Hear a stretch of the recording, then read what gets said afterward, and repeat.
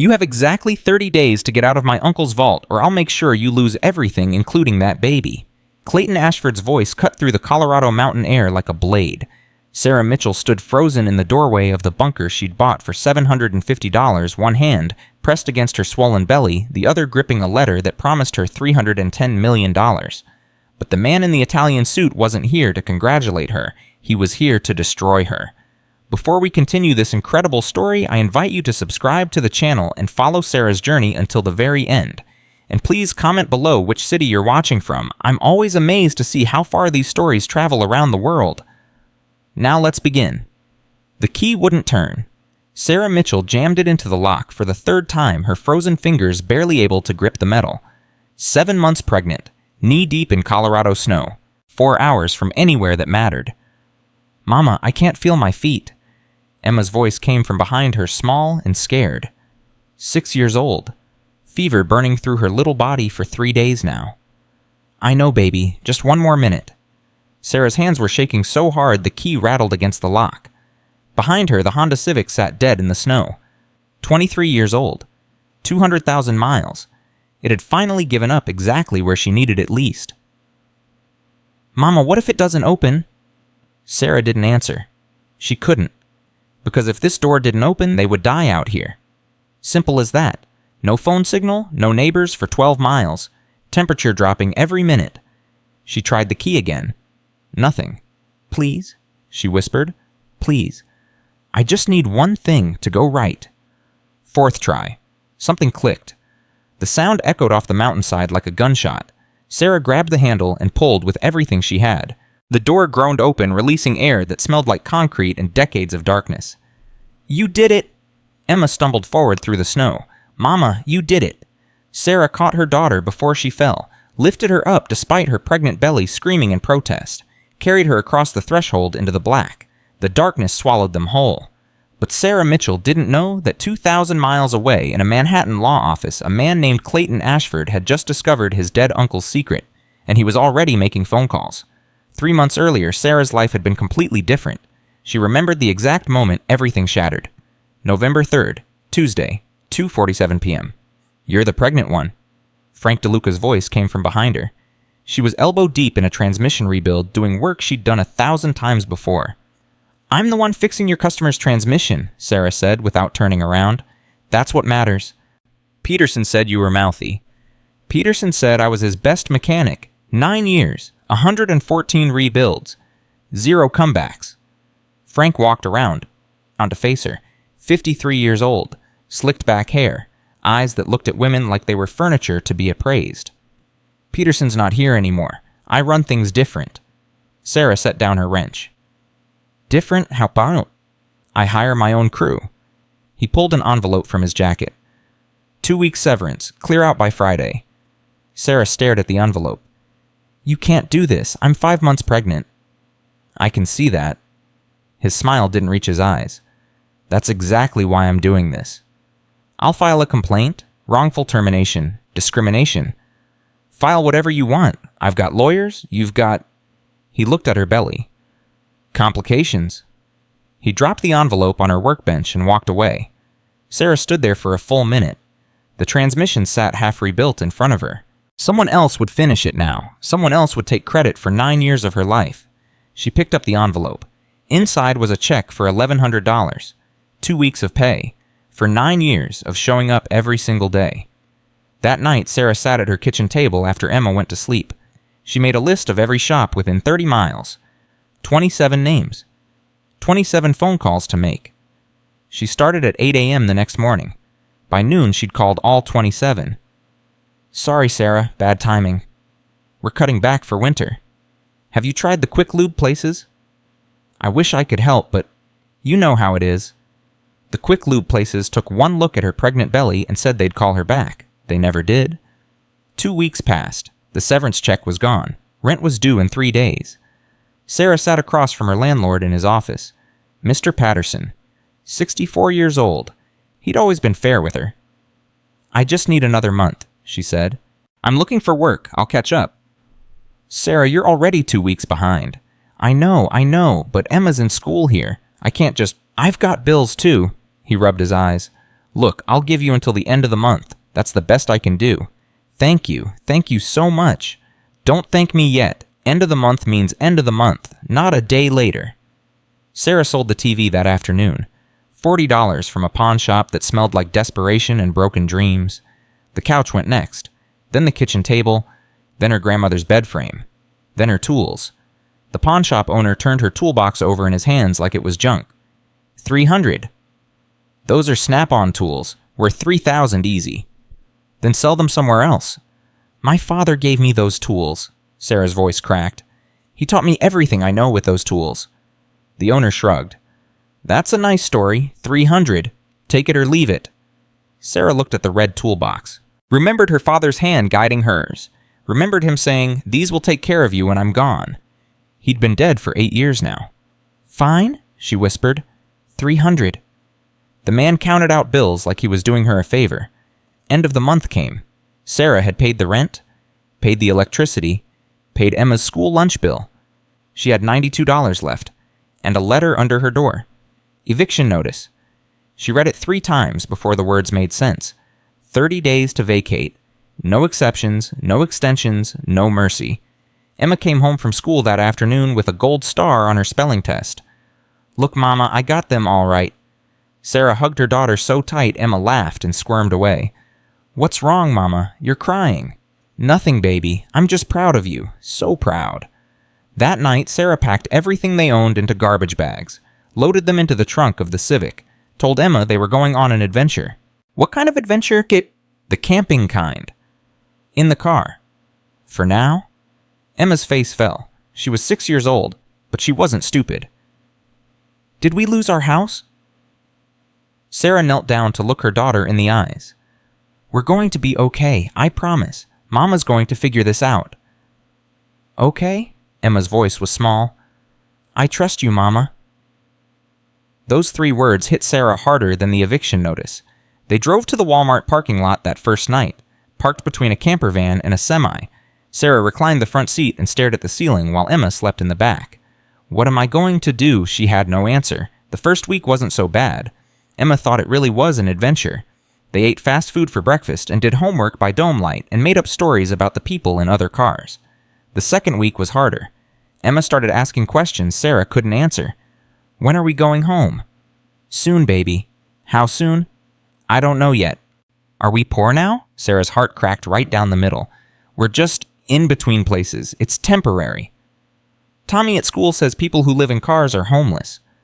Tommy doesn't know everything. Are we homeless, Mama? Sarah pulled her daughter close. We have each other. That's home enough for now. But they both knew it wasn't true. The third week, a security guard found them at the Target parking lot. His flashlight swept across the windows at 3 a.m. Sarah pressed her hand over Emma's mouth before she could make a sound. Don't move, Sarah breathed. Don't make a sound. The light paused on the back seat, on the garbage bags, on the small shape under the blankets. Sarah's heart stopped. 3 seconds, 5 seconds, 10 seconds. The light moved on. Footsteps crunched away through the snow. Sarah didn't breathe again until she heard the security car drive away. The fourth week, Emma started coughing. Mama, my throat hurts. Daddy. Sarah pressed her hand to Emma's forehead. Hot. Too hot. It's okay, baby. Just a little cold. But it wasn't okay, and Sarah knew it. A cold became bronchitis. Bronchitis became pneumonia. Pneumonia became a hospital visit they couldn't afford. Questions from social workers they couldn't answer. I want to go home, Emma whispered. I want my bed. I know, baby. Soon. You keep saying soon. Soon never comes. Sarah had no answer for that. December 19th. Temperature in the teens. The Civic's heater could barely keep up. Emma's cough was getting worse. The baby in Sarah's belly kicked constantly like it knew something was wrong. Sarah sat in the driver's seat at 2 a.m. phone at 4% battery scrolling through rental listings she couldn't afford. 2 months deposit. Credit check required. No pets, no children, no exceptions. Nothing. Then a glitch. The website redirected to an auction page. Government surplus. Foreclosed properties. Sarah scrolled past abandoned lots and burned out buildings, not really seeing any of it. Then she stopped. Underground property. Former Cold War era storage facility. 40 acres remote mountain location. As is where is. Starting bid $500. Auction ends in 6 hours. One photo, a concrete entrance, a steel door, no interior shots. Property located in rural Teller County, Colorado. Structure built 1972. Utilities unknown. Access road unpaved. No warranty expressed or implied. Sarah stared at the screen. This is insane, she thought. It could be flooded, collapsed, contaminated, worthless. But it was shelter. Underground shelter in the mountains away from parking lots and security guards and the constant fear of being found. She watched the countdown. 5 hours? 4 hours? 3? No one else was bidding. Her finger hovered over the button. What do you have to lose? She bid $500. The page refreshed. High bidder. 2 hours left. Still no competition. 1 hour. 45 minutes. 30? At 17 minutes before close, Sarah increased her bid to $750. Almost everything she had left. The auction closed at 6:43 a.m. Sarah Mitchell owned an underground bunker in the mountains. She laughed. Then she cried. Then she laughed again. Mama! Emma's sleepy voice came from the back seat. What's wrong? Nothing, baby. Sarah wiped her eyes. We're going home. Really? Where? Colorado. Where's that? Far away. We're going on a real adventure this time. The drive took 4 hours. The Civic struggled on every hill engine, whining transmission slipping. Sarah talked to the car like it was alive. Come on, just a little farther. You can do this. They passed through a town called Chrysola, population 900. Sarah stopped at a gas station and bought crackers and peanut butter with her last cash. The woman at the counter looked at Emma with something like pity. You folks passing through, moving here, to Chrysola, just outside. The woman's eyebrow rose. The old bunker property. Sarah's heart skipped. You know it. Everyone knows it. Been sitting empty for years. Previous owner died. Some rich guy from back east. She leaned forward. Rumor is he was crazy, built that place to survive the end of the world. What happened to him? Died alone? No family to speak of. Estate sold off everything. The woman handed Sarah her change. Good luck out there. You're going to need it. The property management office was a trailer at the edge of town. A man named Frank Calloway handed her the keys. You're the one who bought the bunker. That's me? He looked at Emma, then at Sarah's belly, then back at her face. You know what you're getting into. Shelter, that's what I'm getting into. Property's been empty since 2018. I've never been inside. Exterior door was locked. He paused. Whatever's in there, it's yours now. Good or bad. I'll take my chances. One more thing. Frank's voice dropped. Road up there is rough. Snow's coming tonight. If you get stuck, could be days before anyone finds you. We'll be fine. I hope so, miss. I really do. The road to the property was barely a road at all. 2 ruts through pine trees, branches scraping the doors, the Civic bottoming out on rocks and frozen mud. 10 minutes in the car made a sound Sarah recognized. Metal grinding on metal. Something important giving way. No, she whispered. No, no, no, not now. She pressed the gas. The car lurched forward. Made that sound again. Mama, what's that noise? Nothing, baby. We're almost there. Another mile. The sound got worse. 2 miles. The engine started to stutter. 3 miles. A warning light came on. Then another. Then another.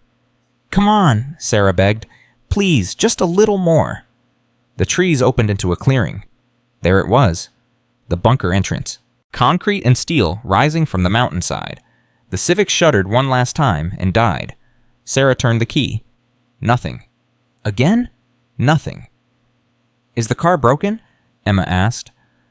Sarah stared at the dead dashboard. Then at the bunker 100 yards away. Then at the snow starting to fall. Yeah, baby, the car's broken. What do we do now? Sarah grabbed the keys from the ignition. We walk. They made it to the door just as the snow started falling hard.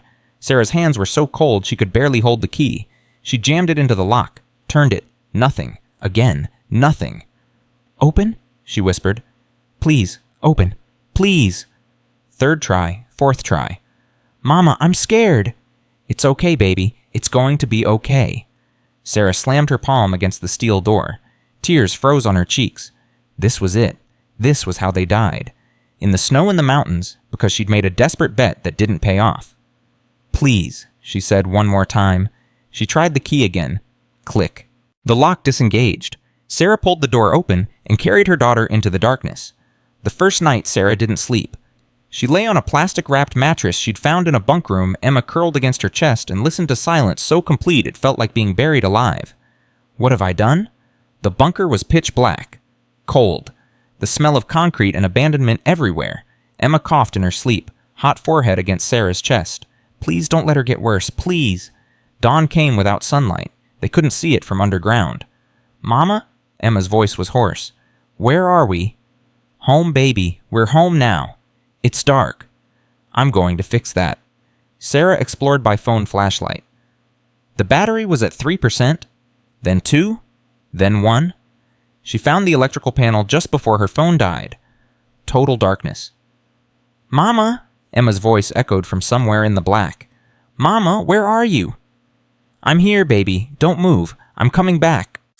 Sarah felt her way through the hallways, downstairs, through doors she couldn't see. Her mechanic's instincts guided her. Follow the conduit. Find the generator. Every facility like this had backup power. She found it on level 2, a massive diesel unit. Her hands explored it in the dark. Fuel tank, oil reservoir, starter switch. Please let this work. She hit the button. Nothing. Again. Nothing. "Come on," she whispered. "Come on, you beautiful machine." Third try. The generator coughed, sputtered, roared to life. Lights flickered on throughout the facility. Sarah stood in the sudden brightness, laughing and crying at the same time. "Mama?" Emma's voice came from upstairs.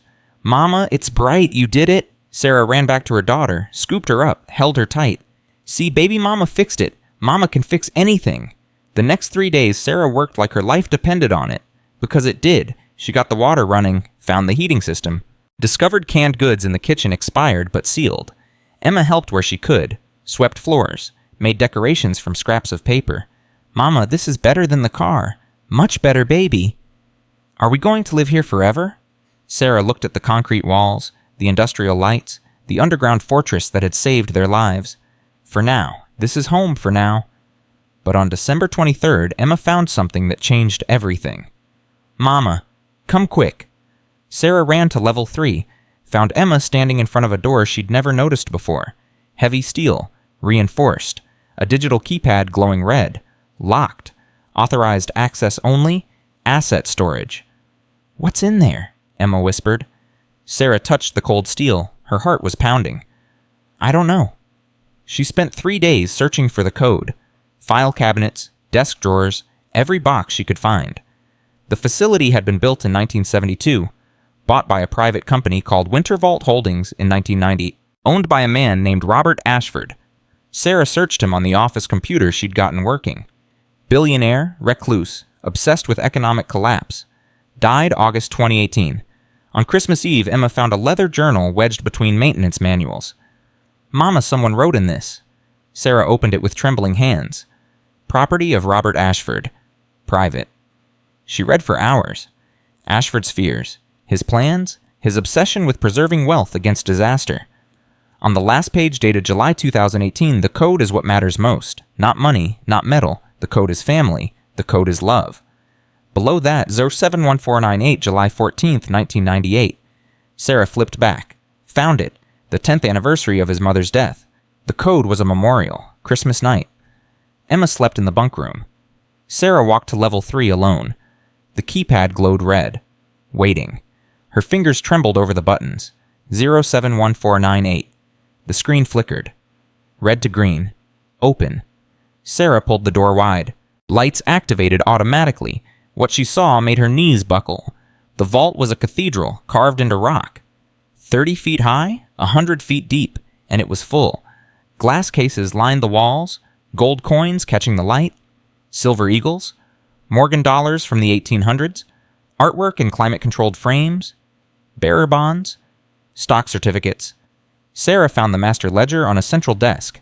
Total estimated value $310,000, $310 million.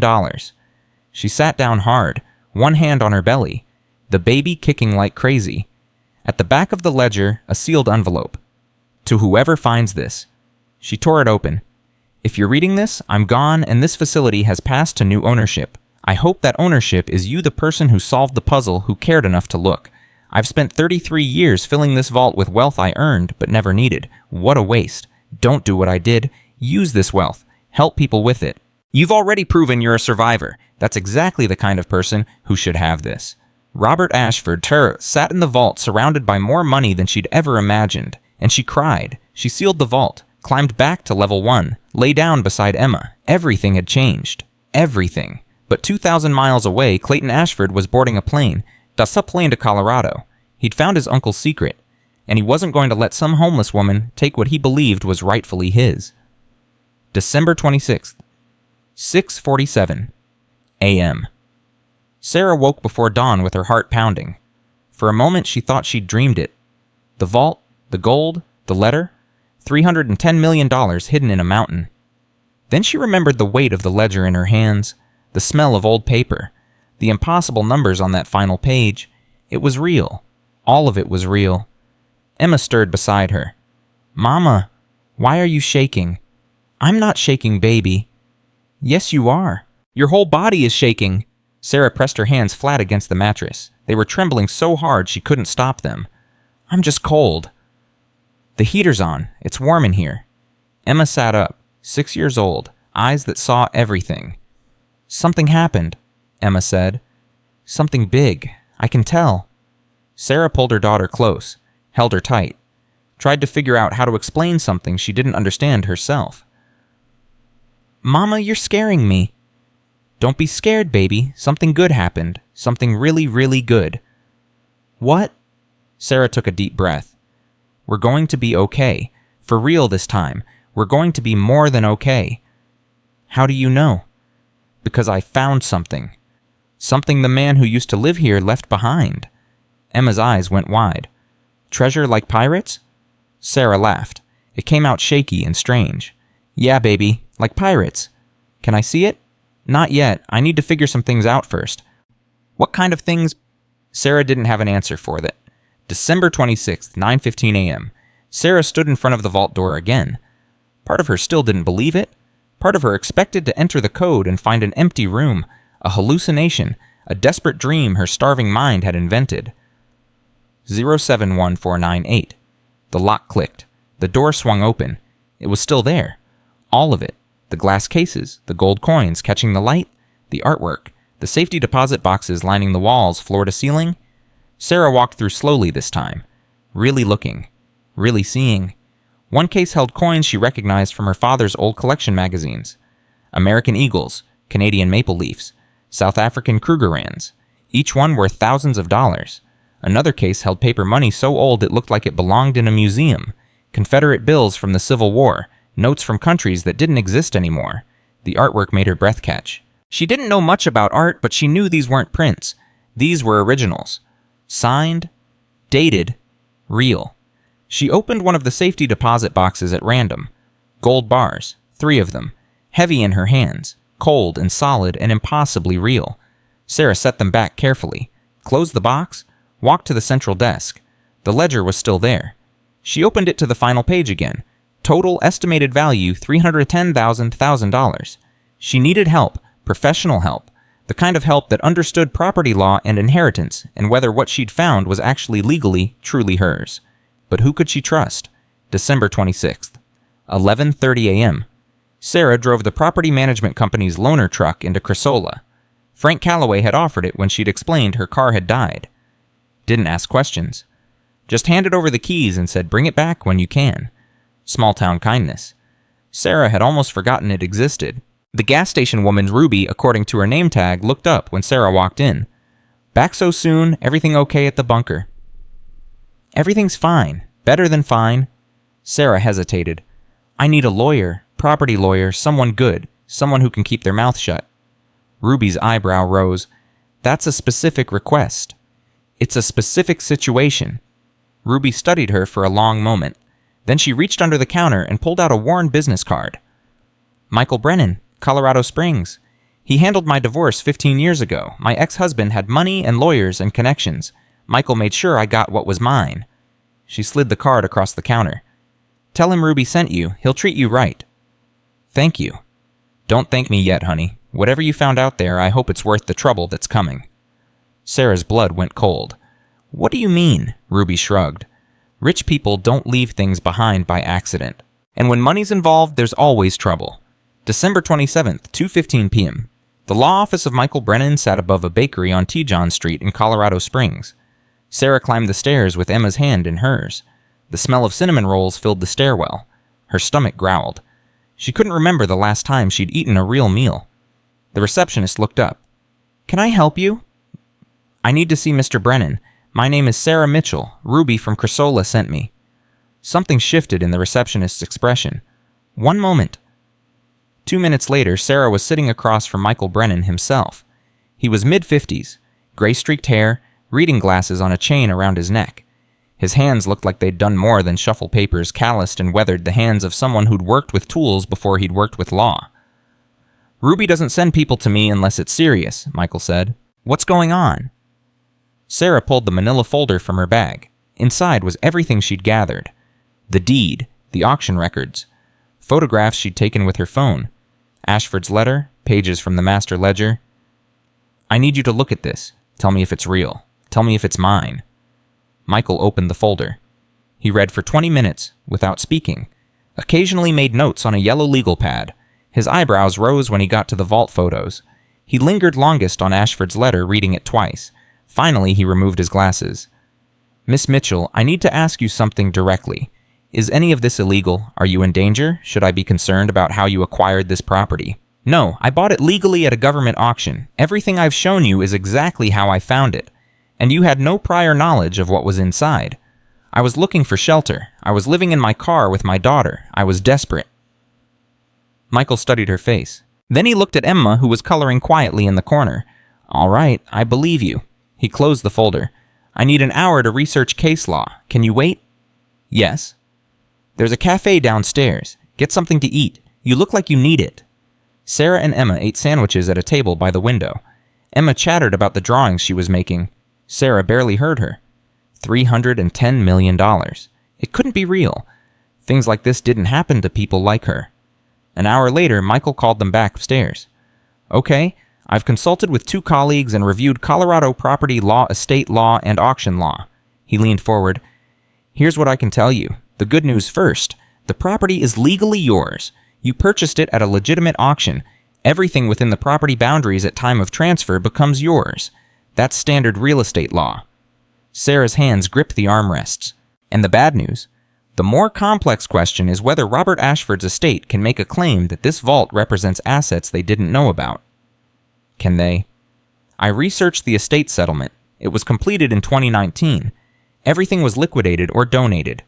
The property you bought at was listed as undeveloped land and valued at approximately $5,000. So they didn't know what was there. Correct. And here's where it gets interesting. Michael pulled out more papers. Ashford deliberately structured his ownership to hide this facility. Shell corporations, minimal documentation. He intentionally kept it out of his estate planning. Why would he do that? His letter makes it clear. He wanted someone to find it, someone who needed it, someone who'd use it differently than he did. Michael smiled. That person is you. You found it. You own the property it's on, and his documented intent was for you to have it. Sarah felt tears building behind her eyes. So it's really mine. Legally, yes, but there are complications. What kind of complications? Taxes. The moment you liquidate any of this, sell the gold, sell the artwork, access any funds that becomes taxable income. The IRS will want approximately 47%. Sarah did the math quickly. 47% of $310 million. That was still over $160 million left. I can live with that. Good, because if we don't handle this properly from the start, you could face audits, penalties, or worse. Michael leaned back.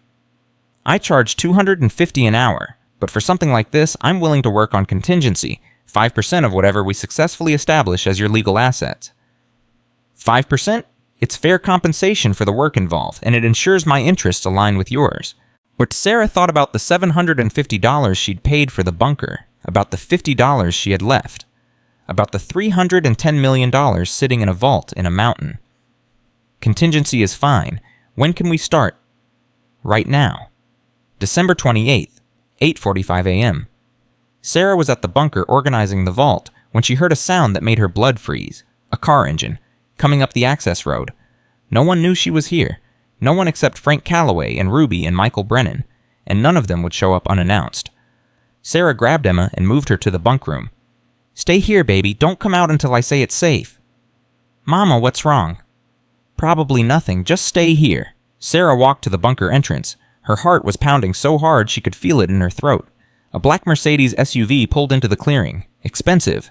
Out of place. The kind of car that didn't belong on mountain roads. A man stepped out, mid-40s. Dark hair graying at the temples. Italian suit that probably cost more than Sarah's dead car. Eyes that assessed her like she was a piece of property to be evaluated. "Miss Mitchell." His voice was smooth, professional, the kind that closed deals in boardrooms. "Who are you for Clayton Ashford?" He walked toward her slowly. "Robert Ashford was my uncle, my mother's half-brother." Sarah's stomach dropped. "What do you want?" "I think you know what I want." He stopped 10 feet away. "I'll be direct. My uncle and I weren't close. Family complications. But when he died, estate lawyers were supposed to locate all heirs. They found none. Estate was liquidated." "I know all this." "But they missed something." Clayton smiled. It didn't reach his eyes. "This facility, Winter Vault, and everything in it. I bought this property legally. I'm not disputing that, but the contents weren't included in estate probate. They should have been. As blood relative, I have standing to contest." Sarah's hands curled into fists. "Your uncle left a letter. He specifically said he wanted whoever found this to have it." "Letters aren't legally binding. Blood is." He pulled a document from his briefcase and held it out. "I've already filed a claim in Teller County Court, contesting your ownership of vault contents." Sarah didn't take the paper. "Get off my property." Clayton's smile widened. "However, I'm a reasonable man. Litigation is expensive, time-consuming, uncertain outcome, so I'm prepared to settle." "Settle how?"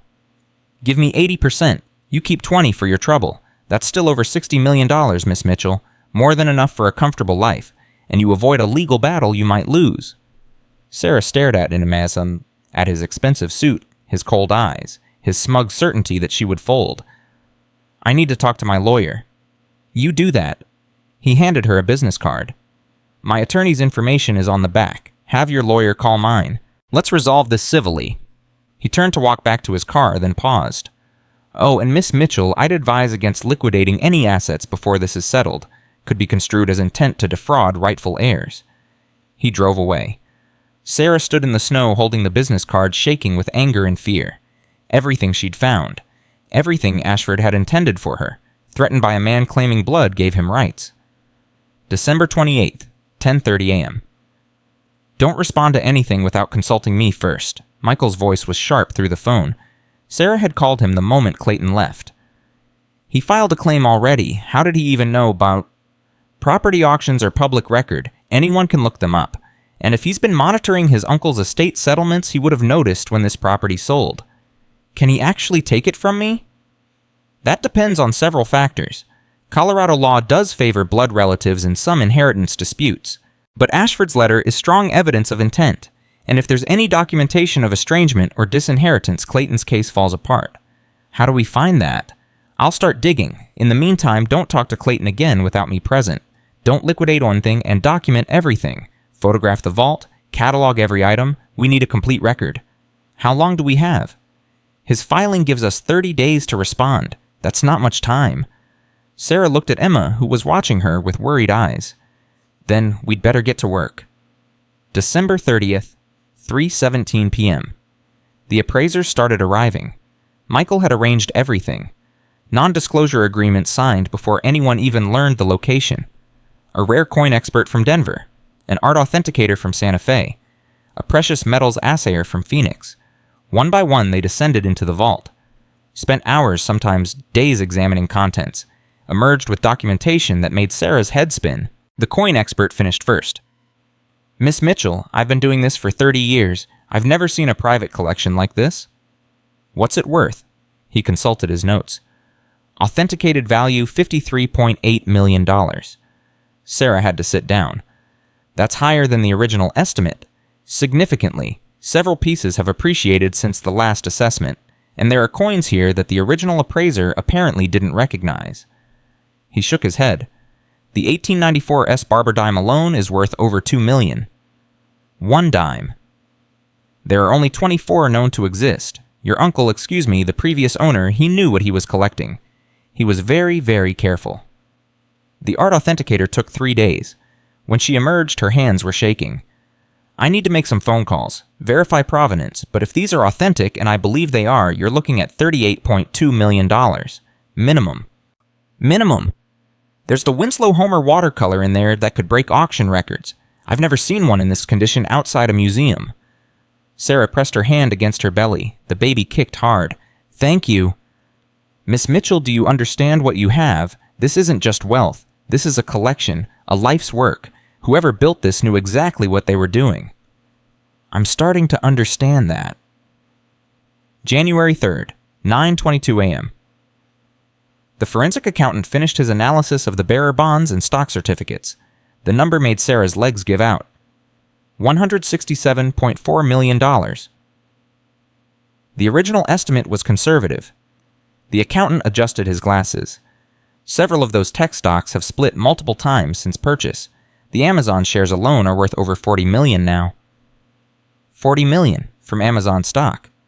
Purchased in 2001 at $11 per share. Current price is over $170. He smiled slightly.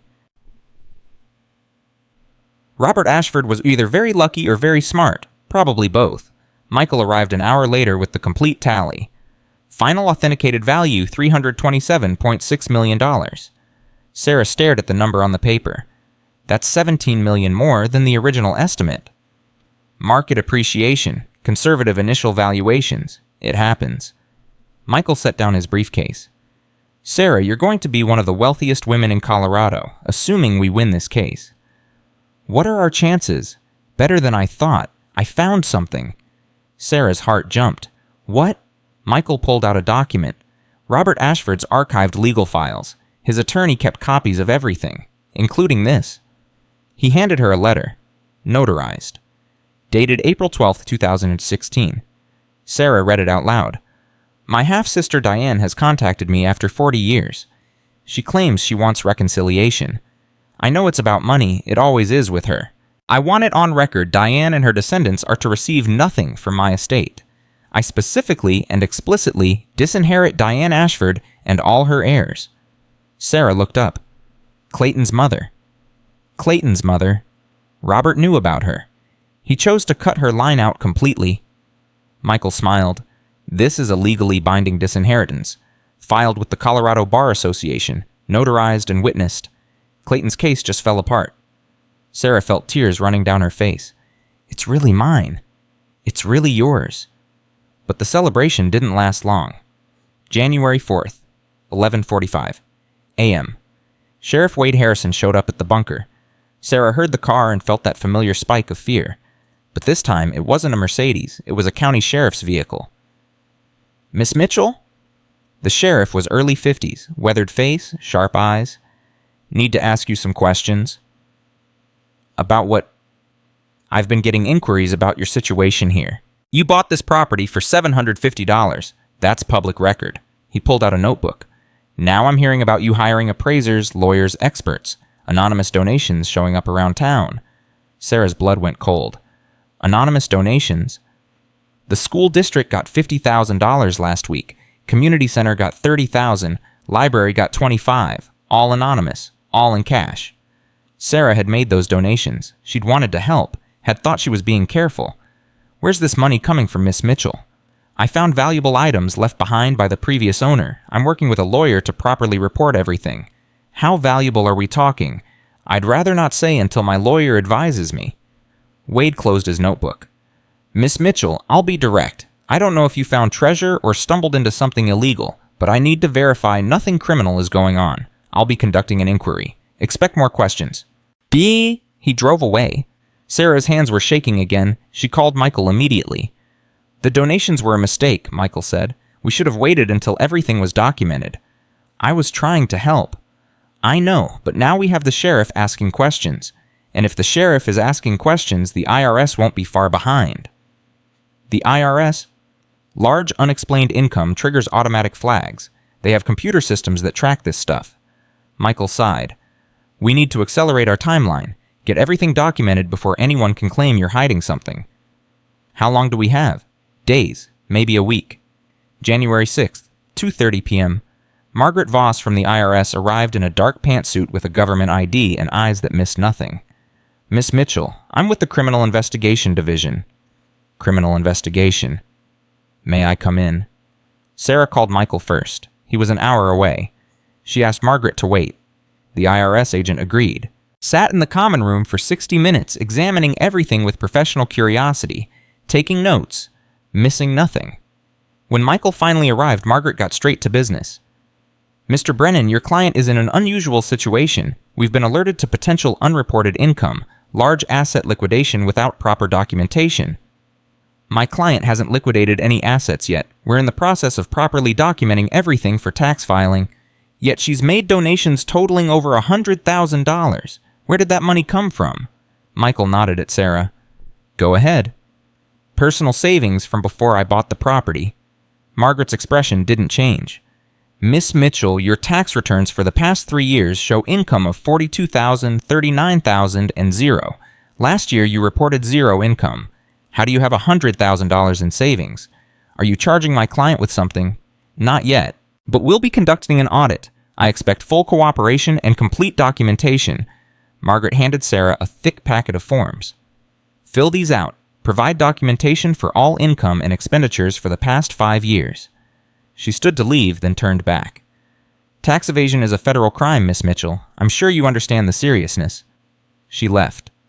Sarah sat holding the IRS forms, feeling like a criminal when she'd done nothing wrong. This is falling apart, she whispered. Everything is falling apart. No, Michael's voice was firm.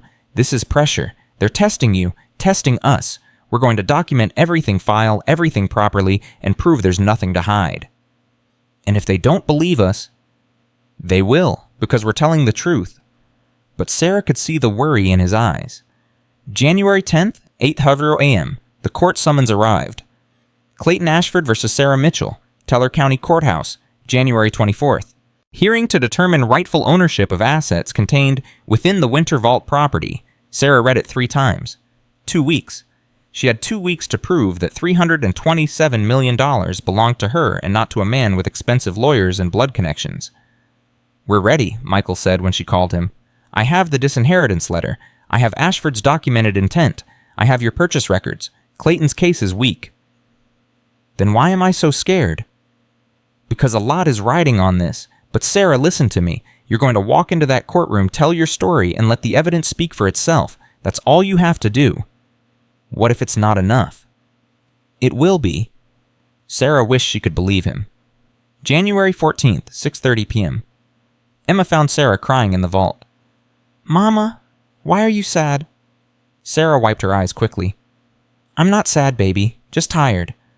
Emma walked over and took her mother's hand. You're always tired now, and you never smile anymore. I'm sorry, there's just a lot going on. Is it because of the bad man, the one in the suit? Sarah looked at her daughter, 6 years old, seeing everything, understanding everything. Yes, the bad man is trying to take our treasure. Can he do that? I don't know, baby, I hope not. Emma squeezed her hand. You'll beat him, Mama. You always figure things out. You fixed the car when it was broken. You fixed the heater when it was cold. You found this place when we had nowhere to go. Sarah pulled her daughter into a hug. When did you get so smart? I learned from watching you. They sat together in the vault, surrounded by gold and artwork and centuries of accumulated wealth. And Sarah made a decision. Whatever happened in that courtroom, she wasn't going down without a fight. January 20th, 4:15 p.m. 4 days before the hearing, Michael called with news that changed everything. I found something else, something big. What? Robert Ashford's personal files, archived at his attorney's office. I've been going through them for weeks. Michael's voice was shaking. Sarah, there's more. Not just the disinheritance letter. There's a complete record of why he cut off his family. Why? His half-sister, Diane Clayton's mother. She tried to have Robert declared mentally incompetent in 2003, wanted to take control of his assets, said his bunker obsession was evidence of dementia. What happened? Robert fought back, won, but it destroyed whatever relationship they had left. Michael paused. He wrote about it in detail, the betrayal, the hurt, the absolute certainty that his family only wanted his money. That's why he built Winter Vault the way he did. That's why he left it to a stranger instead of blood. Can we use this in court? It's devastating evidence of intent. Clayton's not just disinherited. He's disinherited because his mother tried to steal from Robert when he was alive. Sarah closed her eyes. Robert knew. He knew exactly what his family was. He knew, and he made sure they would never get what he built. Thank you, Michael. Thank you for finding this. Don't thank me yet. We still have to win. January 24th, 8:30 a.m., the day of the hearing. Sarah stood outside the Teller County Courthouse in a borrowed dress that didn't quite fit right. Michael was beside her in his worn suit. Emma was with Ruby back in Crasola, safer there than in a courtroom full of strangers. Clayton arrived with a team of 3 attorneys. Designer suits. Matching briefcases. The kind of lawyers who charged $1,000 an hour and never lost. He caught Sarah's eye across the parking lot, smiled that cold smile. Last chance to settle Miss Mitchell, 80-20. Save yourself the embarrassment. Sarah's hands were shaking, her voice was not. I'll see you inside. The courtroom doors opened. Everything Sarah had found, everything she'd fought for, everything she'd dreamed of for Emma and the baby growing inside her, it all came down to this. One hearing, one judge, one chance to prove that a desperate homeless mother deserved $327 million more than a man who'd never known need in his entire life. Sarah walked through the doors. And the battle began. January 24th, 9:00 a.m. The courtroom was packed. Sarah hadn't expected that. Local reporters filled the back rows. Curious residents from Crasola sat shoulder to shoulder. Even Sheriff Wade Harrison was there watching from near the door. Word had spread. A homeless pregnant woman. A hidden fortune. A billionaire's secret vault. It was the kind of story people couldn't resist. Sarah sat at the plaintiff's table with Michael beside her. Her borrowed dress felt wrong. Her hands wouldn't stop shaking.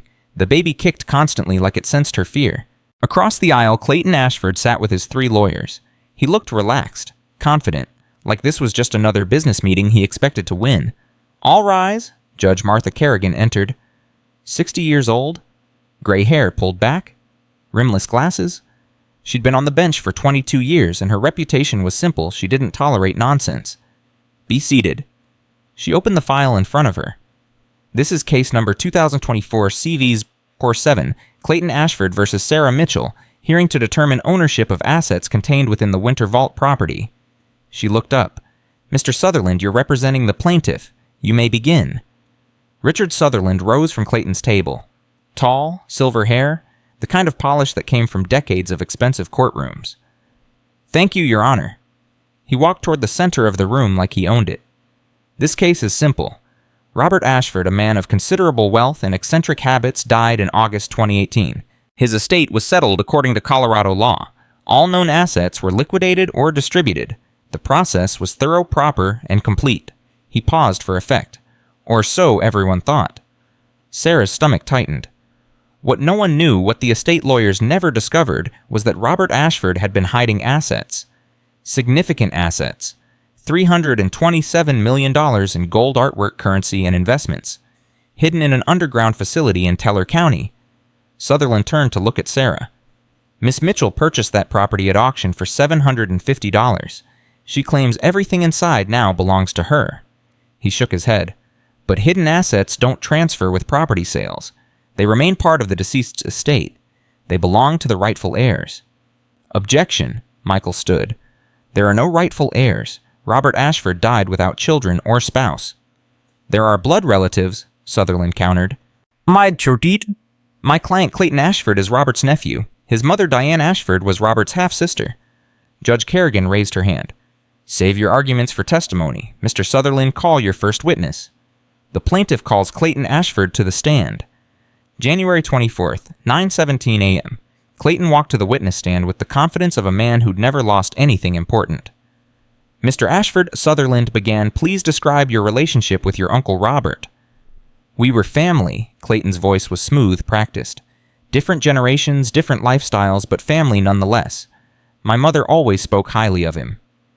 Did you ever visit your uncle? Several times when I was young. He was eccentric, kept to himself. But he was always kind to me. Sarah's hands curled into fists under the table. She'd read Robert's journals. She knew exactly how he felt about his half-sister's family. When did you learn about the Winter Vault property? After his death, when reviewing estate documents, I noticed a property in Colorado that had been sold at auction. It seemed unusual, so I investigated. And what did you discover? That my uncle had been hiding assets, significant assets that should have been part of his estate, assets that should have gone to family. Why do you believe you're entitled to these assets? Clayton turned to face the judge directly. Because blood matters, Your Honor. Robert Ashford was my uncle, my mother's brother. Whatever disagreements existed in the past family is family. These assets were hidden, yes, but they were still his. And they should pass to his relatives, not to a stranger who happened to buy a piece of property. Michael leaned toward Sarah. He's good, but we're better. How do you know? Because we have the truth. January 24th, 9:34 a.m. Michael rose for cross-examination. Mr. Ashford, you mentioned disagreements with your uncle. What kind of disagreements? Clayton's smile flickered. I don't know the details. It was between him and my mother. You don't know the details, or you don't want to share them. Objection, Sutherland said. Speculation. Withdrawn. Michael walked closer to the witness stand. Let me ask differently. When was the last time you spoke with your Uncle Robert? Clayton shifted in his seat. I'm not sure exactly. Estimate. Perhaps 20 years ago. Murmurs rippled through the courtroom. 20 years. And in those 20 years, did you ever try to contact him? He was a private person. That's not what I asked. Did you ever try to contact him? No. Did you ever visit him? No. Send a birthday card, a Christmas card, anything. Clayton's jaw tightened. No? Michael nodded slowly. So for 20 years you had no relationship with Robert Ashford. No contact. No communication. Nothing. And now that he's dead and there's $300 million at stake, you suddenly care about family. Objection. Sutherland was on his feet, argumentative. I'll rephrase. Michael turned back to Clayton. Why now, Mr. Ashford? If family mattered so much, why did you wait until there was money involved? Clayton's face reddened. I didn't know about the assets until recently. But you knew your uncle existed. You knew where he lived. You knew he was aging, possibly lonely, possibly in need of family. Did you ever reach out? Silence. No, Clayton finally said. I did not. No further questions. January 24th, 9:52 a.m. Sutherland called his expert witness next. A professor of estate law from the University of Denver. Professor Whitman, in your professional opinion, should hidden assets be considered part of a deceased person's estate? Absolutely. The professor was older, distinguished, clearly expensive. Estate law exists to ensure orderly transfer of property after death. When assets are hidden, deliberately concealed from probate, they remain part of the estate, regardless of subsequent property transfers. Even if those assets were physically located on property that was sold. Even then, the sale of property transfers the property itself. It doesn't transfer hidden assets that were never disclosed. Sarah's heart sank. The professor sounded authoritative, convincing. Michael leaned toward her. Don't worry, I've got this. On cross-examination, Michael approached the professor carefully. Professor Whitman, you mentioned that hidden assets remain part of an estate. What if the deceased deliberately excluded those assets from their estate? I'm not sure I understand the question. Let me clarify. What if Robert Ashford intentionally structured these assets to exist outside his estate, not hidden by accident but deliberately excluded? The professor frowned. That would be unusual. But possible. Technically, yes. A person can structure their holdings to bypass probate through various legal mechanisms. And if they documented their intent, explicitly stated that certain assets should not pass through their estate, then the intent would matter, yes. Courts generally honor documented testamentary intent. Even if blood relatives exist. The professor hesitated. Documented intent typically supersedes blood relationships. That's the foundation of will law. Michael smiled. Thank you, Professor. No further questions. January 24th, 10:15 a.m. Judge Kerrigan called a 15-minute recess. Sarah rushed to the bathroom and threw up. When she came out, Michael was waiting. "You okay?" "No." Sarah pressed her hand against her belly. "This is too much. The stress, the pressure. I can feel the baby." "Sarah, look at me." Michael gripped her shoulders. "We're winning.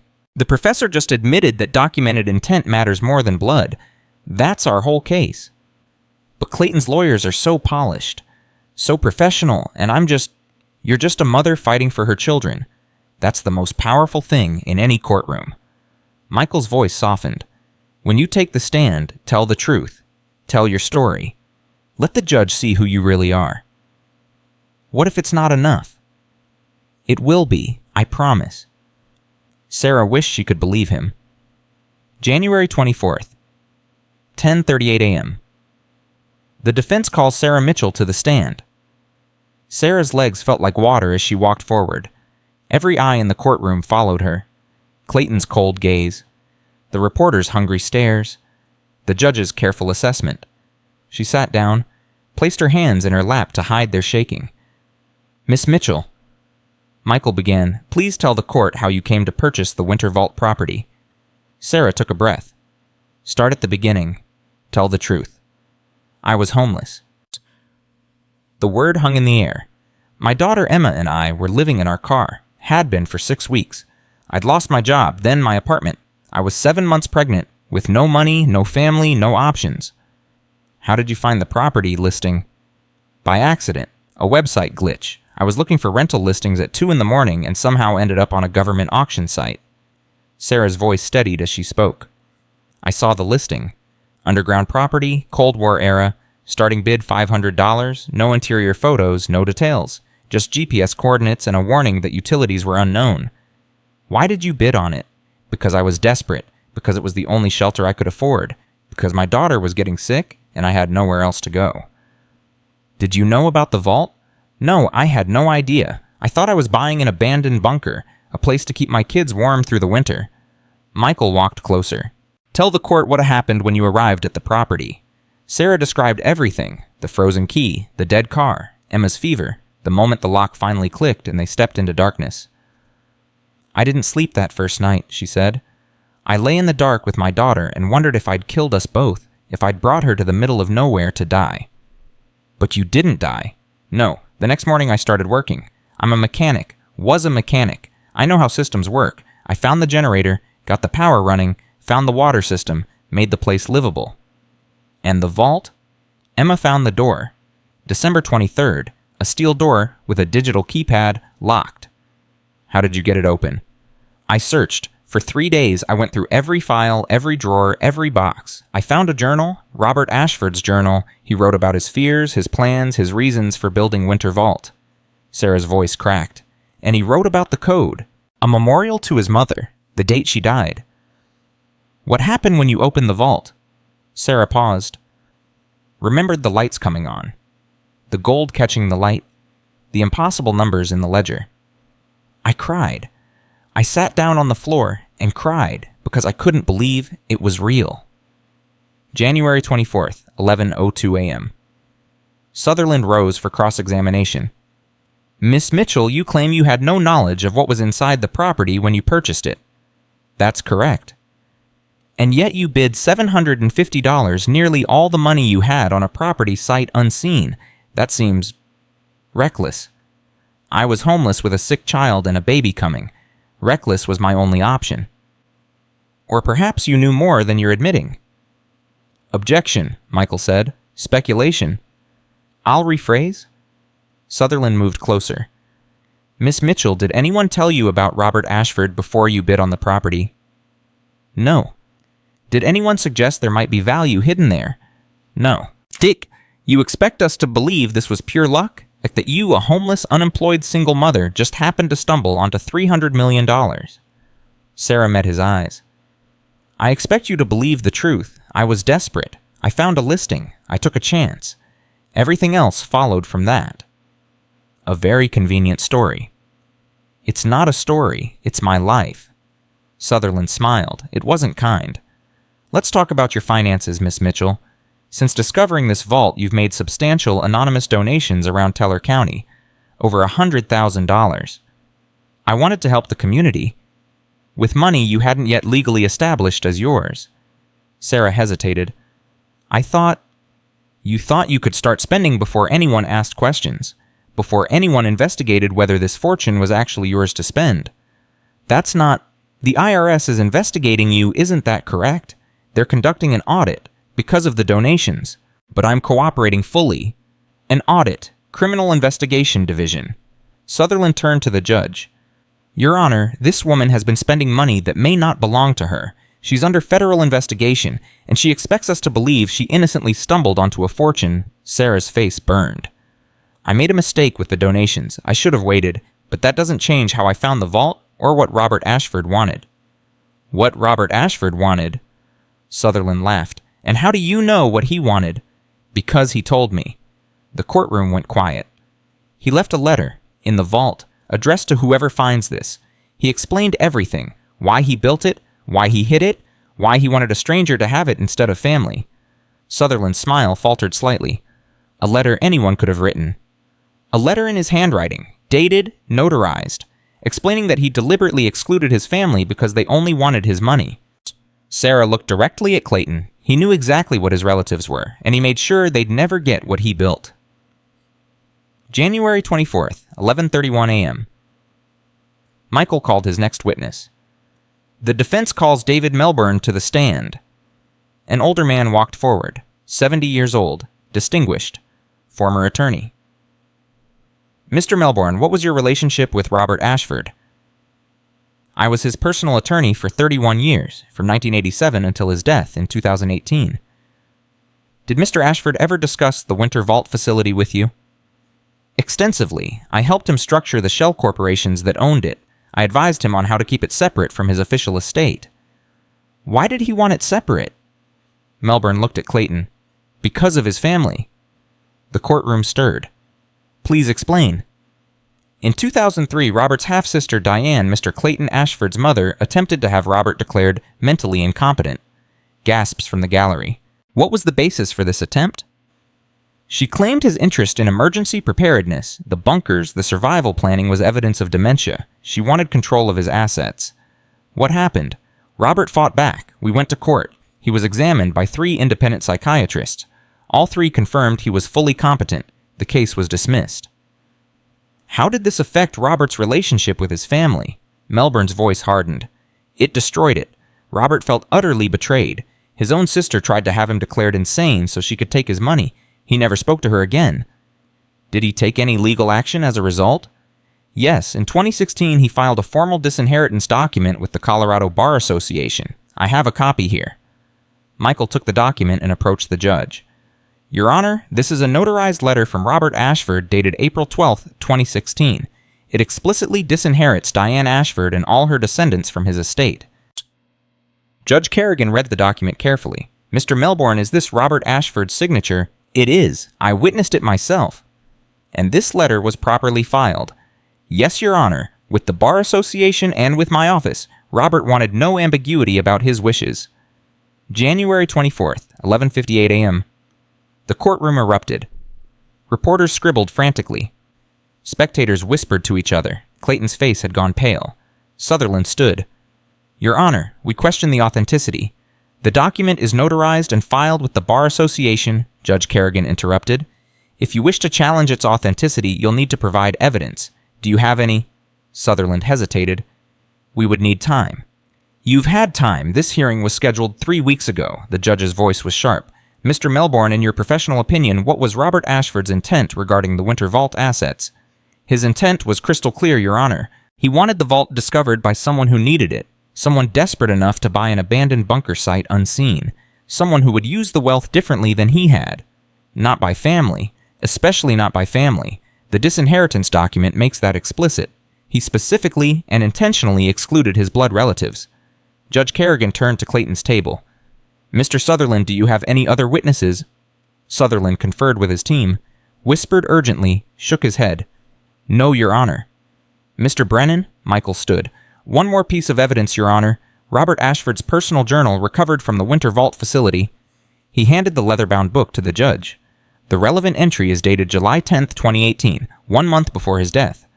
Judge Kerrigan read silently. Her expression didn't change, but Sarah saw her eyes widen slightly. "Mr. Ashford," the judge said, addressing Clayton, "have you seen this journal?" Clayton shook his head. "No, Your Honor. Your uncle writes about you, about your mother, about why he built Winter Vault." She looked up. "He writes, my family sees me as a bank account.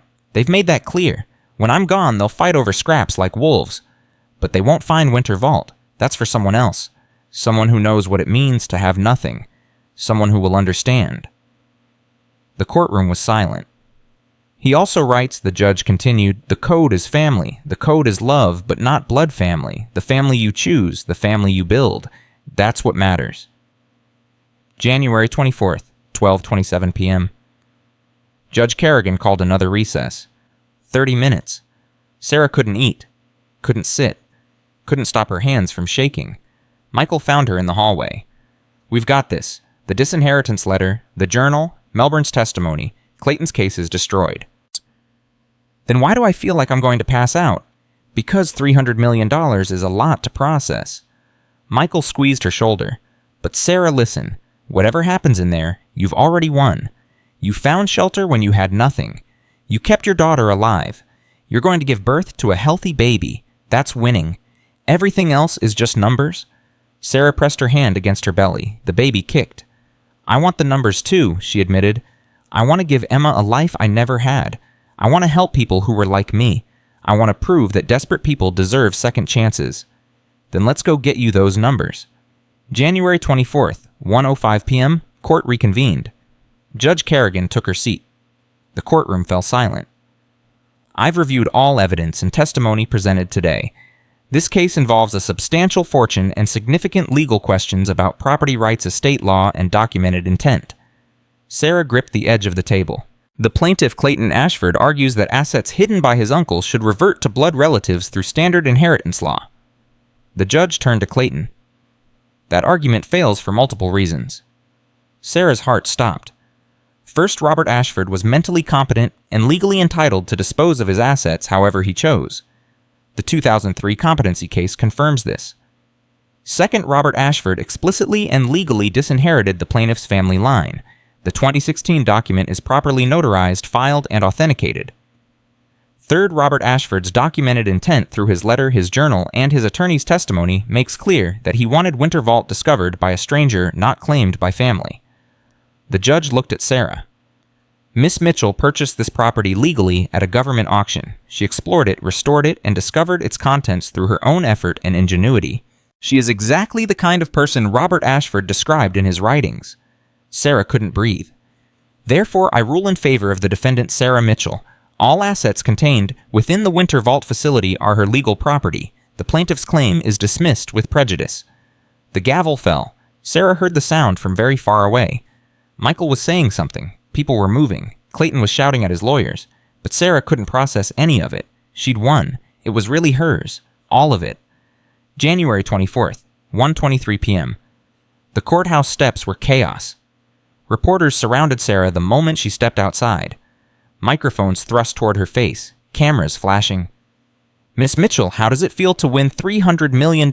Mount, what are you going to do with the money? Do you have a message for Clayton Ashford?" Michael shielded her, pushing through the crowd. No comment. My client will release a statement later." They made it to his car. Sarah collapsed into the passenger seat. "I can't believe it," she whispered. "I can't believe it's over." "It's over. You won." "I won." The words didn't feel real. Michael drove toward Crasola. Sarah watched the mountains pass through the window. "What happens now?" "Now we file the proper documentation, pay the taxes, establish clear ownership." Michael glanced at her. "And then, Sarah Mitchell, you figure out what you want to do with $327 million. Sarah pressed her hand against her belly. The baby kicked. "I know exactly what I want to do." January 24th, 4:15 p.m. Emma was waiting at Ruby's house. The moment Sarah walked through the door, her daughter launched herself into her arms. "Mama, Ruby said you won. She said we get to keep the treasure." Sarah held her tight, tears streaming down her face. "Yeah, baby, we get to keep it, all of it." "Are we rich now?" Sarah laughed through her tears.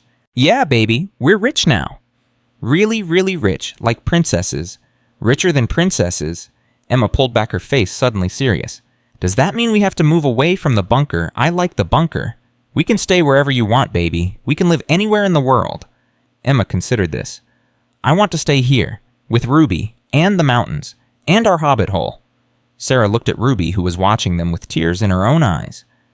Then that's exactly what we'll do. January 24th, 7:30 p.m. Sarah stood in the vault alone. The lights hummed, the gold gleamed.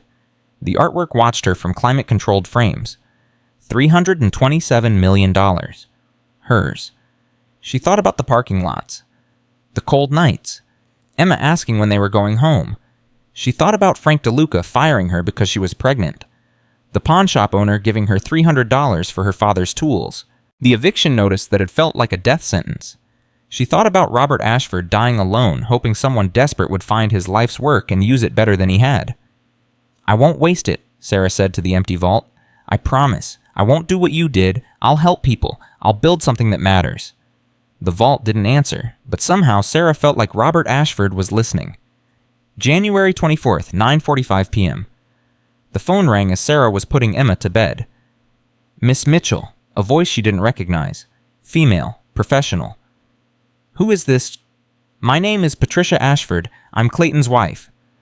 A pause. Former wife. We're separated. Sarah's guard went up.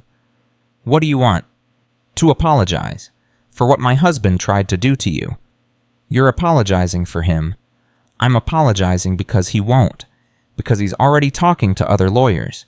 Because he doesn't know when to stop. Sarah's blood went cold. Other lawyers. He's going to appeal. File new claims. Try to drag this out for years. Patricia's voice was tired. I wanted to warn you, and to tell you something he doesn't want you to know. What? Clayton is broke. His investments failed. His business collapsed. That's why he came after you. He's desperate, drowning in debt. He saw his uncle's fortune as his last chance. Sarah processed this.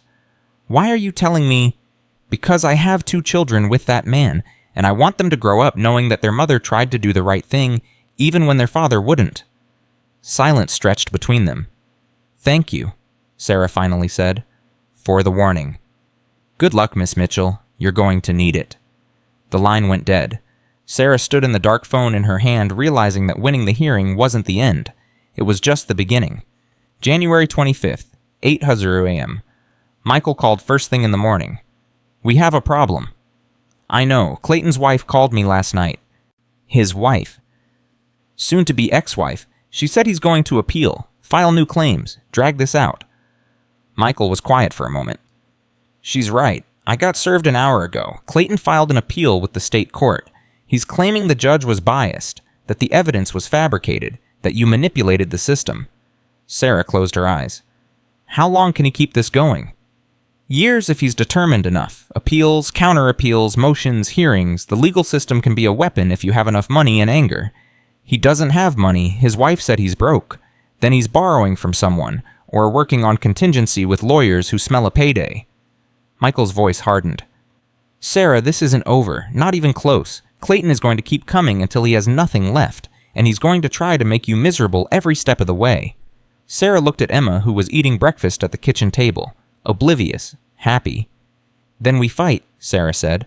Every step, every appeal, every motion, we fight until he gives up or runs out of options. That could take years. I have 327 million reasons to keep fighting. January 25th, 11:30 a.m. Margaret Voss from the IRS called. Miss Mitchell, congratulations on your legal victory. Thank you. I assume you're not calling to celebrate. I'm calling to inform you that our investigation is being upgraded. Given the size of the assets involved and the ongoing legal disputes, we'll be conducting a full forensic audit. Sarah's stomach dropped. I've cooperated with everything, provided every document, and we appreciate that. But when $300 million appears out of nowhere, we have to be thorough. I'm sure you understand. How long will this take? Months, possibly longer. Margaret's voice was flat, professional. In the meantime, I'd advise you not to make any major financial moves, large purchases, significant donations, anything that might look like you're trying to move money before we complete our review, so I can't use my own money. You can use it, but every transaction will be scrutinized, and if anything looks suspicious, it will complicate matters. Sarah hung up the phone. She'd won in court, but somehow she was still trapped.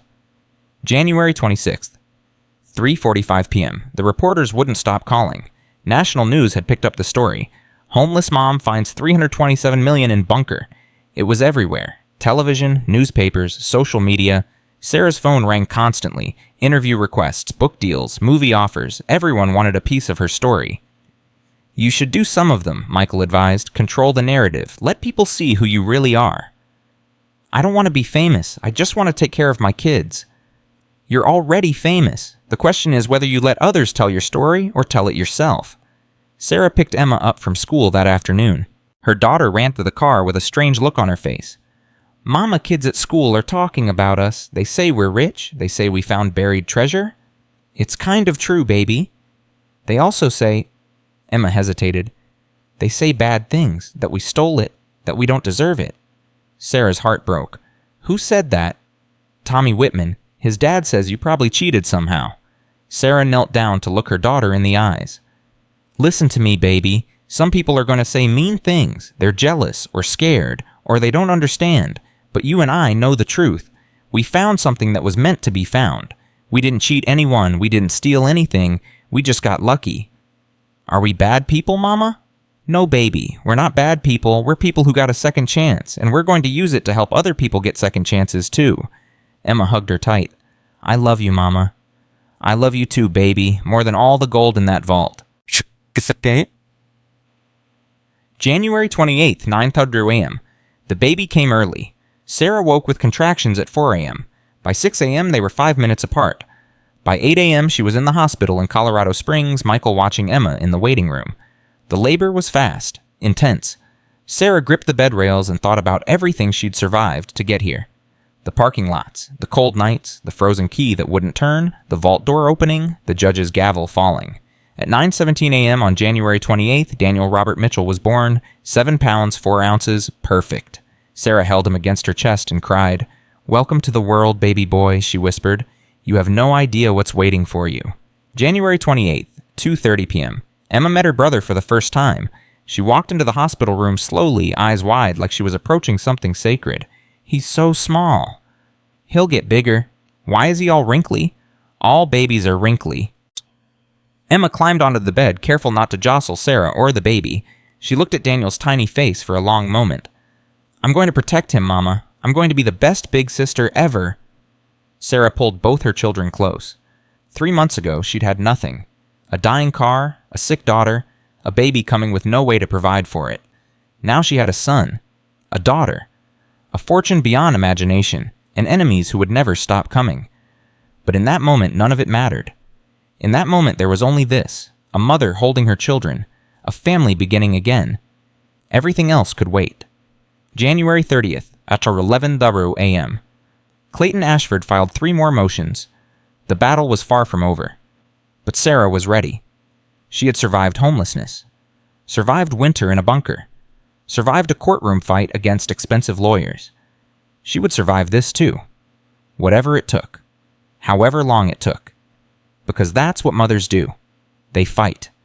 February 3rd, 7:15 a.m. Daniel was 6 days old when the death threat arrived. Sarah found it in the mailbox. Plain white envelope, no return address. Block letters cut from magazines like something from a movie. You don't deserve that money. Give it back or pay the price. Her hands shook so hard she dropped the envelope in the snow. Mama! Emma's voice came from the doorway. What's wrong? Sarah grabbed the letter and stuffed it in her pocket. Nothing, baby. Just cold. Go back inside. She called Michael immediately. Someone's threatening me. What kind of threat? A letter. Cut out letters. Telling me to give back the money or pay the price. Michael was quiet for a moment. Call the sheriff. Right now. Don't touch the envelope again. It might have fingerprints. Do you think it's Clayton? Could be Clayton. Could be anyone. A story like yours brings out crazies. His voice hardened. Sarah, you need security. Real security. Not county sheriff patrols. Professional protection. Shh. I'm living in an underground bunker. How much more secure can I get? The bunker is secure, but you have to leave it sometimes. Emma has school. You have court appearances. The baby needs doctors. Michael paused. $300 million makes you a target.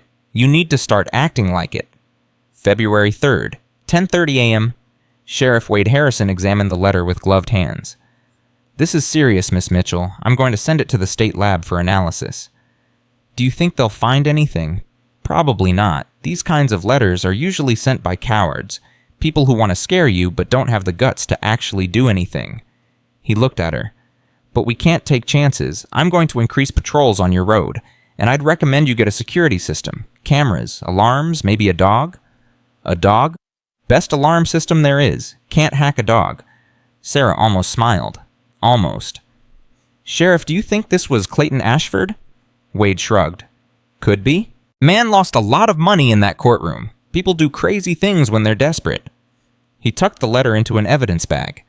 "I'll let you know what the lab finds." After he left, Sarah stood in the bunker entrance looking out at the snow-covered mountains. Someone wanted to hurt her. Someone wanted to take what she'd found. She pressed her hand against her pocket where the letter had been. Not going to happen, she thought.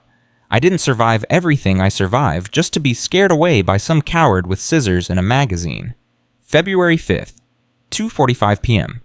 The security team arrived in 3 black SUVs. Michael had arranged everything. Ex-military personnel, background checks, references from celebrities and executives who valued their privacy. The team leader was a woman named Rachel Torres. Late 30s, short hair, eyes that seemed to assess every threat in a room within seconds of entering. "Miss Mitchell, I've reviewed your situation. The property itself is highly defensible. Underground structure, single entrance, natural barriers. But your vulnerabilities are significant." "What kind of vulnerabilities?" "Your daughter attends public school. You have regular medical appointments for the baby. You use a predictable route to town. And your face has been all over the news." Rachel pulled out a tablet. "I've identified 17 potential threat vectors. We're going to address each one systematically." Sarah looked at the 3 SUVs, the 6 armed professionals, the equipment being unloaded. "This feels like overkill." "Miss Mitchell, you're worth over $300 million.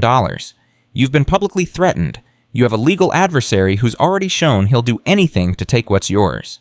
Rachel's voice was matter-of-fact. "This isn't overkill, this is the minimum." February 7th, after 11:00 a.m., the IRS audit expanded. Margaret Voss arrived with a team of 4 accountants. They set up in the bunker's common room, spreading documents across every available surface. "We need complete records," Margaret said. "Every asset in the vault, every transaction since you took possession, every donation, purchase, and transfer. I've given you everything." "We need to verify independently. That means our people examining the vault directly, cataloging every item, comparing to your documentation." Sarah's jaw tightened. "You want to go through my property?" "We want to ensure compliance with federal tax law. If everything is as you say, this will only help you. Full transparency means no questions later." Sarah looked at Michael, who nodded slightly. "Fine, but my lawyer stays present the entire time." "Of course." The IRS team spent 3 days in the vault. Sarah watched them handle the coins Robert Ashford had collected over decades. Watched them photograph the artwork he'd loved. Watched them open safety deposit boxes he'd filled with dreams of protecting the future. It felt like a violation, like strangers going through her underwear drawer, but she had nothing to hide, and she needed this audit to be complete, thorough, and absolutely clean. February 10th, 4:30 p.m., Clayton's appeal hearing was scheduled. Michael called with the news. February 28th, State Court. He's claiming the lower court made procedural errors. Did it? No, Judge Kerrigan ran a clean hearing, but Clayton's new lawyers are good. They're going to throw everything at the wall and see what sticks. What are our chances? Strong, but not guaranteed. Appeals courts can be unpredictable. Sarah was nursing Daniel when she got the call. The baby looked up at her with Robert's eyes, her Robert, the man whose vault had changed everything. She'd named her son Idrim. It seemed right. "I'm so tired, Michael. I thought winning the hearing would be the end. But it's just more fighting, more stress, more people trying to take what's mine." "That's what wealth does, Sarah. It attracts conflict. You didn't ask for this, but it's your reality now." "How do I make it stop?" "You don't. You manage it. You build walls, legal walls, physical walls, financial walls, and you keep fighting until your enemies run out of ammunition." "What if they never run out?" Michael was quiet for a moment. "Then you outlast them. That's the only way." February 9:00 a.m., Valentine's Day. Emma made cards for Sarah, Daniel, and Ruby. construction paper hearts covered in glitter and misspelled declarations of love. "This one's for you, Mama." Emma handed over a pink heart with a drawing of their bunker. "I drew our house and the treasure and us." Sarah looked at the drawing. Stick figures standing in front of a concrete entrance, gold coins spilling out the door, a sun smiling in the corner. "It's beautiful, baby." "I put Daniel in too. See, he's the little blob." Sarah laughed. It felt strange to laugh. She hadn't done it much lately. "The little blob is perfect." Emma climbed into her lap, careful not to squish Daniel in his carrier beside them. "Mama, are we going to be okay?" "What do you mean? You're always on the phone, always talking to lawyers. You look worried all the time." Emma's voice was small. "Is the bad man going to take our treasure?" Sarah hugged her daughter tight. "No, baby, nobody's taking anything. Mama's just dealing with grown-up stuff. It's complicated, but it's going to be okay. Promise. Promise." But even as she said it, Sarah wondered if she was lying. February 17th, 2:15 p.m. Sarah started looking for property. Not for herself, for others. She'd been thinking about Robert Ashford's letter. "Don't do what I did. Use this wealth. Help people with it." She'd found the first building online, an abandoned garage on Cresola's main street. It had been empty for 2 years since the previous owner retired. "I want to buy this," she told Michael. "For what purpose?" "An auto shop, training center. I'm a mechanic. I can teach people, give them skills, help them get back on their feet." Michael looked at the listing. "It needs significant renovation." "I know, but I can do most of the work myself, and I can hire local contractors for the rest." "Sarah, you have $300 million. You don't need to do manual labor." "I want to do it. I need to do something with my hands, something that isn't legal documents and court hearings." She looked at him. "Michael, I was a good mechanic. I can make other people good mechanics too. People who've lost everything like I did. People who need a second chance." Michael studied her for a long moment. "Robert Ashford would have liked you," he finally said. "He really would have." February 20th, 8:30 a.m. The purchase went through. Sarah stood in front of the empty garage keys in her hand. The building was rough. Broken windows, graffiti on the walls, years of neglect evident in every corner. But she saw something else. She saw what it could become. "We're going to need new lifts," she said to Ruby, who'd driven her into town. "Diagnostic equipment, tools, a complete renovation of the electrical system." "That's going to cost a fortune," Sarah smiled. "Good thing I have one." She spent the next 3 weeks planning. Architects, contractors, equipment suppliers.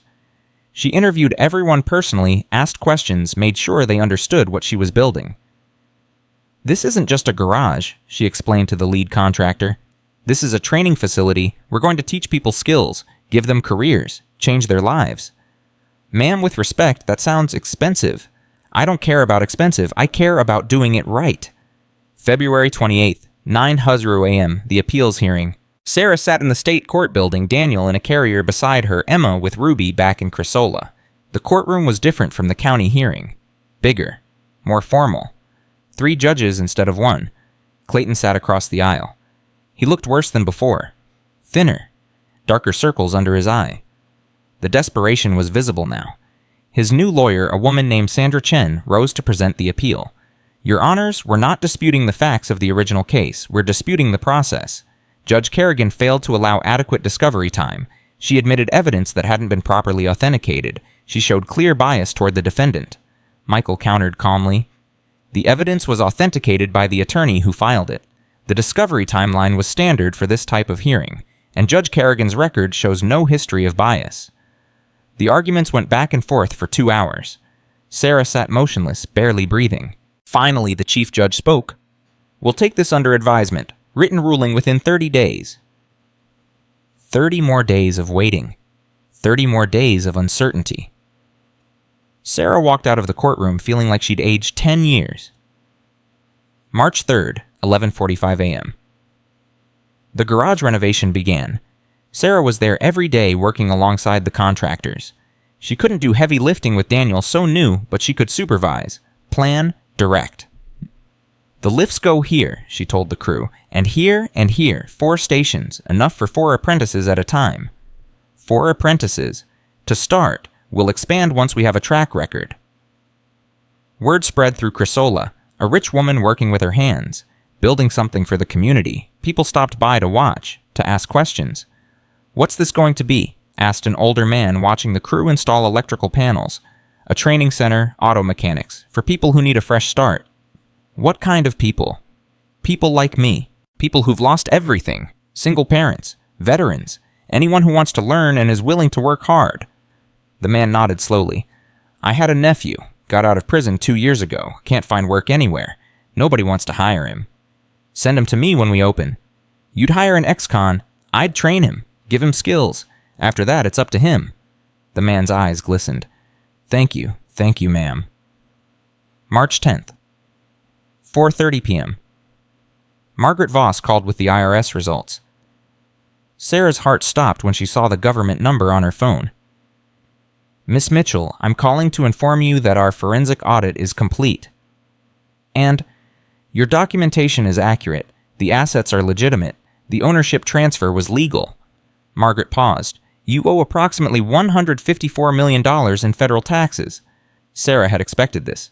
"When is it due?" "You have options. Quarterly payments over 3 years, or a single payment with a small discount." "I'll take the single payment." "That's unusual. Most people in your position try to delay." "I'm not most people. I want this settled. I want no questions hanging over my head." Margaret was quiet for a moment. "Miss Mitchell, I've done hundreds of these investigations. Most people with sudden wealth try to hide things, delay things, make excuses. You've been completely transparent from the start. I had nothing to hide.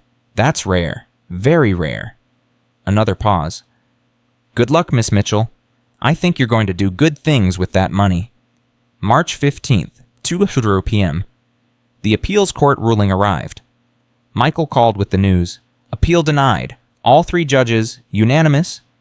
Sarah sat down hard on the bunker stairs. "Denied. They found no procedural errors, no bias, no reason to overturn." Michael's voice was triumphant. "Sarah, it's over. Clayton has no more legal options. He can't appeal again. He can try to take it to the state Supreme Court, but they only hear cases with significant legal questions. This doesn't qualify. The lower courts have ruled clearly and consistently."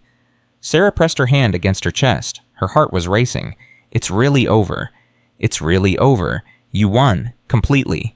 Sarah started crying. She couldn't stop. "Thank you, Michael. Thank you for everything." "You won this yourself, Sarah. I just helped with the paperwork." March 15th, 6:30 p.m. Clayton Ashford showed up at the bunker. Sarah saw the car on the security cameras. Not a Mercedes this time, an older Honda, the kind of car you drove when you couldn't afford anything better. Rachel's security team moved to intercept. "No," Sarah said. "Let him through, but stay close." She met Clayton at the bunker entrance. He looked terrible. Unshaven, suit wrinkled, eyes hollow with exhaustion. "Miss Mitchell," his voice was hoarse, "I know I have no right to be here. You don't. I need to apologize." Sarah crossed her arms. "For trying to steal $300 million from a homeless woman and her children, for filing appeals that cost me months of stress, for sending death threats." Clayton's head came up. "I didn't send any death threats. Someone did. It wasn't me. I swear to God." He ran a hand through his hair. "I wanted to take your money, yes. I was desperate. But I would never threaten violence. Never." Sarah studied his face. He looked broken. Completely broken. "Why are you really here, Clayton?" He was silent for a long moment. "I lost everything. My business, my wife, my home. I'm living in a studio apartment. Working retail." He laughed bitterly. "Do you know what that's like, going from a corner office to folding shirts at Target?" "Actually, yes. I know exactly what it's like to lose everything. I lived in a car with my daughter. I sold my dead father's tools for $300. I nearly watched my children die in a snowstorm because I had nowhere else to go." Clayton looked at her. Really looked at her. "I'm sorry. I was so focused on what I'd lost that I never thought about what you'd been through." "No, you didn't. You deserved to find that vault. I can see that now. My uncle wrote about wanting someone desperate enough to buy an abandoned bunker site unseen. That was you, not me." He shook his head. "I've never been desperate like that. Not really. Not until now." Sarah felt something she didn't expect. Sympathy. "What do you want, Clayton?" "I don't know. Forgiveness, a reason to keep going." He laughed again. Money, probably. That's what started all this, but I don't expect you to give me anything. I just wanted to say I'm sorry, to your face, like a man. Sarah looked at him for a long moment. Wait here. She went inside, came back with a card. This is the address of a training center I'm building, auto mechanics. We open in 2 months. If you want to learn something useful, something you can build a life on, show up. Work hard. I'll train you myself. Clayton stared at the card. You're offering me a job. I'm offering you a chance. What you do with it is up to you. After everything I tried to do to you. My uncle Robert Ashford, the man whose vault I found, he wrote something I think about a lot. He said second chances aren't earned. They're given. Someone has to choose to give them, or they don't exist at all. Clayton's eyes filled with tears. Why would you give me anything? Because I remember what it's like to have nothing. And because proving you wrong about me matters less than proving myself right about who I want to be. She turned and walked back inside. Clayton stood in the snow for a long time, holding the card, crying. April 1st, 10:00 a.m. Mitchell Automotive opened its doors. The sign went up on a Wednesday morning. Sarah had painted it herself. Blue letters on white background. Mitchell Automotive, honest work, fair prices, second chances. Ruby was there for the ribbon cutting. So was Sheriff Wade. So were half the residents of Crasola. Speech? Someone yelled. Sarah held Daniel in one arm, Emma's hand in the other. I'm not much for speeches, but I want to say thank you to this town, to everyone who helped me when I had nothing. Ruby gave me directions when I was lost. Frank gave me keys when I was homeless. Michael gave me hope when I thought I'd lost. She looked at the garage behind her. New lifts gleaming, tools arranged on pegboards, everything clean and ready. This place isn't about me. It's about everyone who's ever lost everything and wondered if they'd ever find their way back. If you need training, we'll train you. If you need skills, we'll teach you. If you need a second chance, you'll find one here. The crowd applauded. Emma tugged her hand. Mama, can I cut the ribbon? Go ahead, baby. Emma cut the ribbon with oversized scissors. Everyone cheered, and Mitchell Automotive was officially open. April 5th, 8:30 a.m. The first apprentice arrived. His name was Marcus Webb, 52 years old. Army veteran, Afghanistan deployment. PTSD had made holding jobs difficult. He'd lost his apartment. Lost custody of his teenage son, was living at a shelter in Denver when he heard about the program. He stood in the doorway like he expected to be turned away. I saw your sign, the apprenticeship thing. That real or just talk? It's real? You have any experience with cars? No, but I can follow instructions. Show up on time. Work hard. He paused. I just need somebody to give me a shot. Sarah recognized the desperation in his voice. She'd heard it in her own not that long ago. When can you start? Now, today, whenever you want. Tomorrow morning, 7 a.m. Bring work boots and a willingness to learn. That's all you need. Marcus showed up at 6:45 the next morning, and every morning after that for 6 months. April 12th, 3:15 p.m. The second death threat arrived. This one wasn't a letter, it was a phone call. Sarah Mitchell. A distorted voice, electronically altered. Who is this someone who knows what you have and someone who's going to take it? How did you get this number? Money buys information. Money buys a lot of things. A pause. You have something that belongs to me. I don't know what you're talking about. $300 million. That's what I'm talking about. You found it by accident. I've been looking for it for years. Sarah's blood went cold. Who are you? Someone Robert Ashford owed. Someone who's going to collect. The line went dead. Sarah's hands were shaking so hard she could barely dial Rachel's number. We have a problem. April 12th, 4:30 p.m. The security team went on high alert. Rachel traced the call to a burner phone purchased in Denver. Dead end. No way to identify the caller. Whoever this is, they're not amateur, Rachel said. They know how to cover their tracks. They said Robert Ashford owed them something. That's concerning. It suggests someone who knew about the vault before you found it. I thought nobody knew about the vault. That was the whole point. Nobody knew where it was, but someone might have known it existed. Rachel pulled up records on her tablet. Robert Ashford did business with a lot of people over 40 years. Some of those relationships ended badly. Some of those people might have been waiting for him to die. Waiting for what? Waiting to find what he'd hidden. Sarah looked at Daniel sleeping in his carrier, at Emma doing homework at the kitchen table. What do? We find out who this person is, and we stop them before they stop us. April 20th, 11:00 a.m. Michael uncovered the first lead. There was a lawsuit in 1997. Robert Ashford was sued by a former business partner named Victor Crane. For what? Crane claimed Ashford stole technology from their joint venture, patents worth millions. The case was settled out of court, but Crane made public statements afterward. Claimed Ashford cheated him out of his fair share. Is Crane still alive? Died in 2015, but he had a son, Marcus Crane, 51 years old, last known address in Denver. Sarah's stomach dropped. Denver. The call was traced to Denver. I've got a PI looking into him. If Marcus Crane is behind this, we'll find proof. April 25th, 6:45 p.m.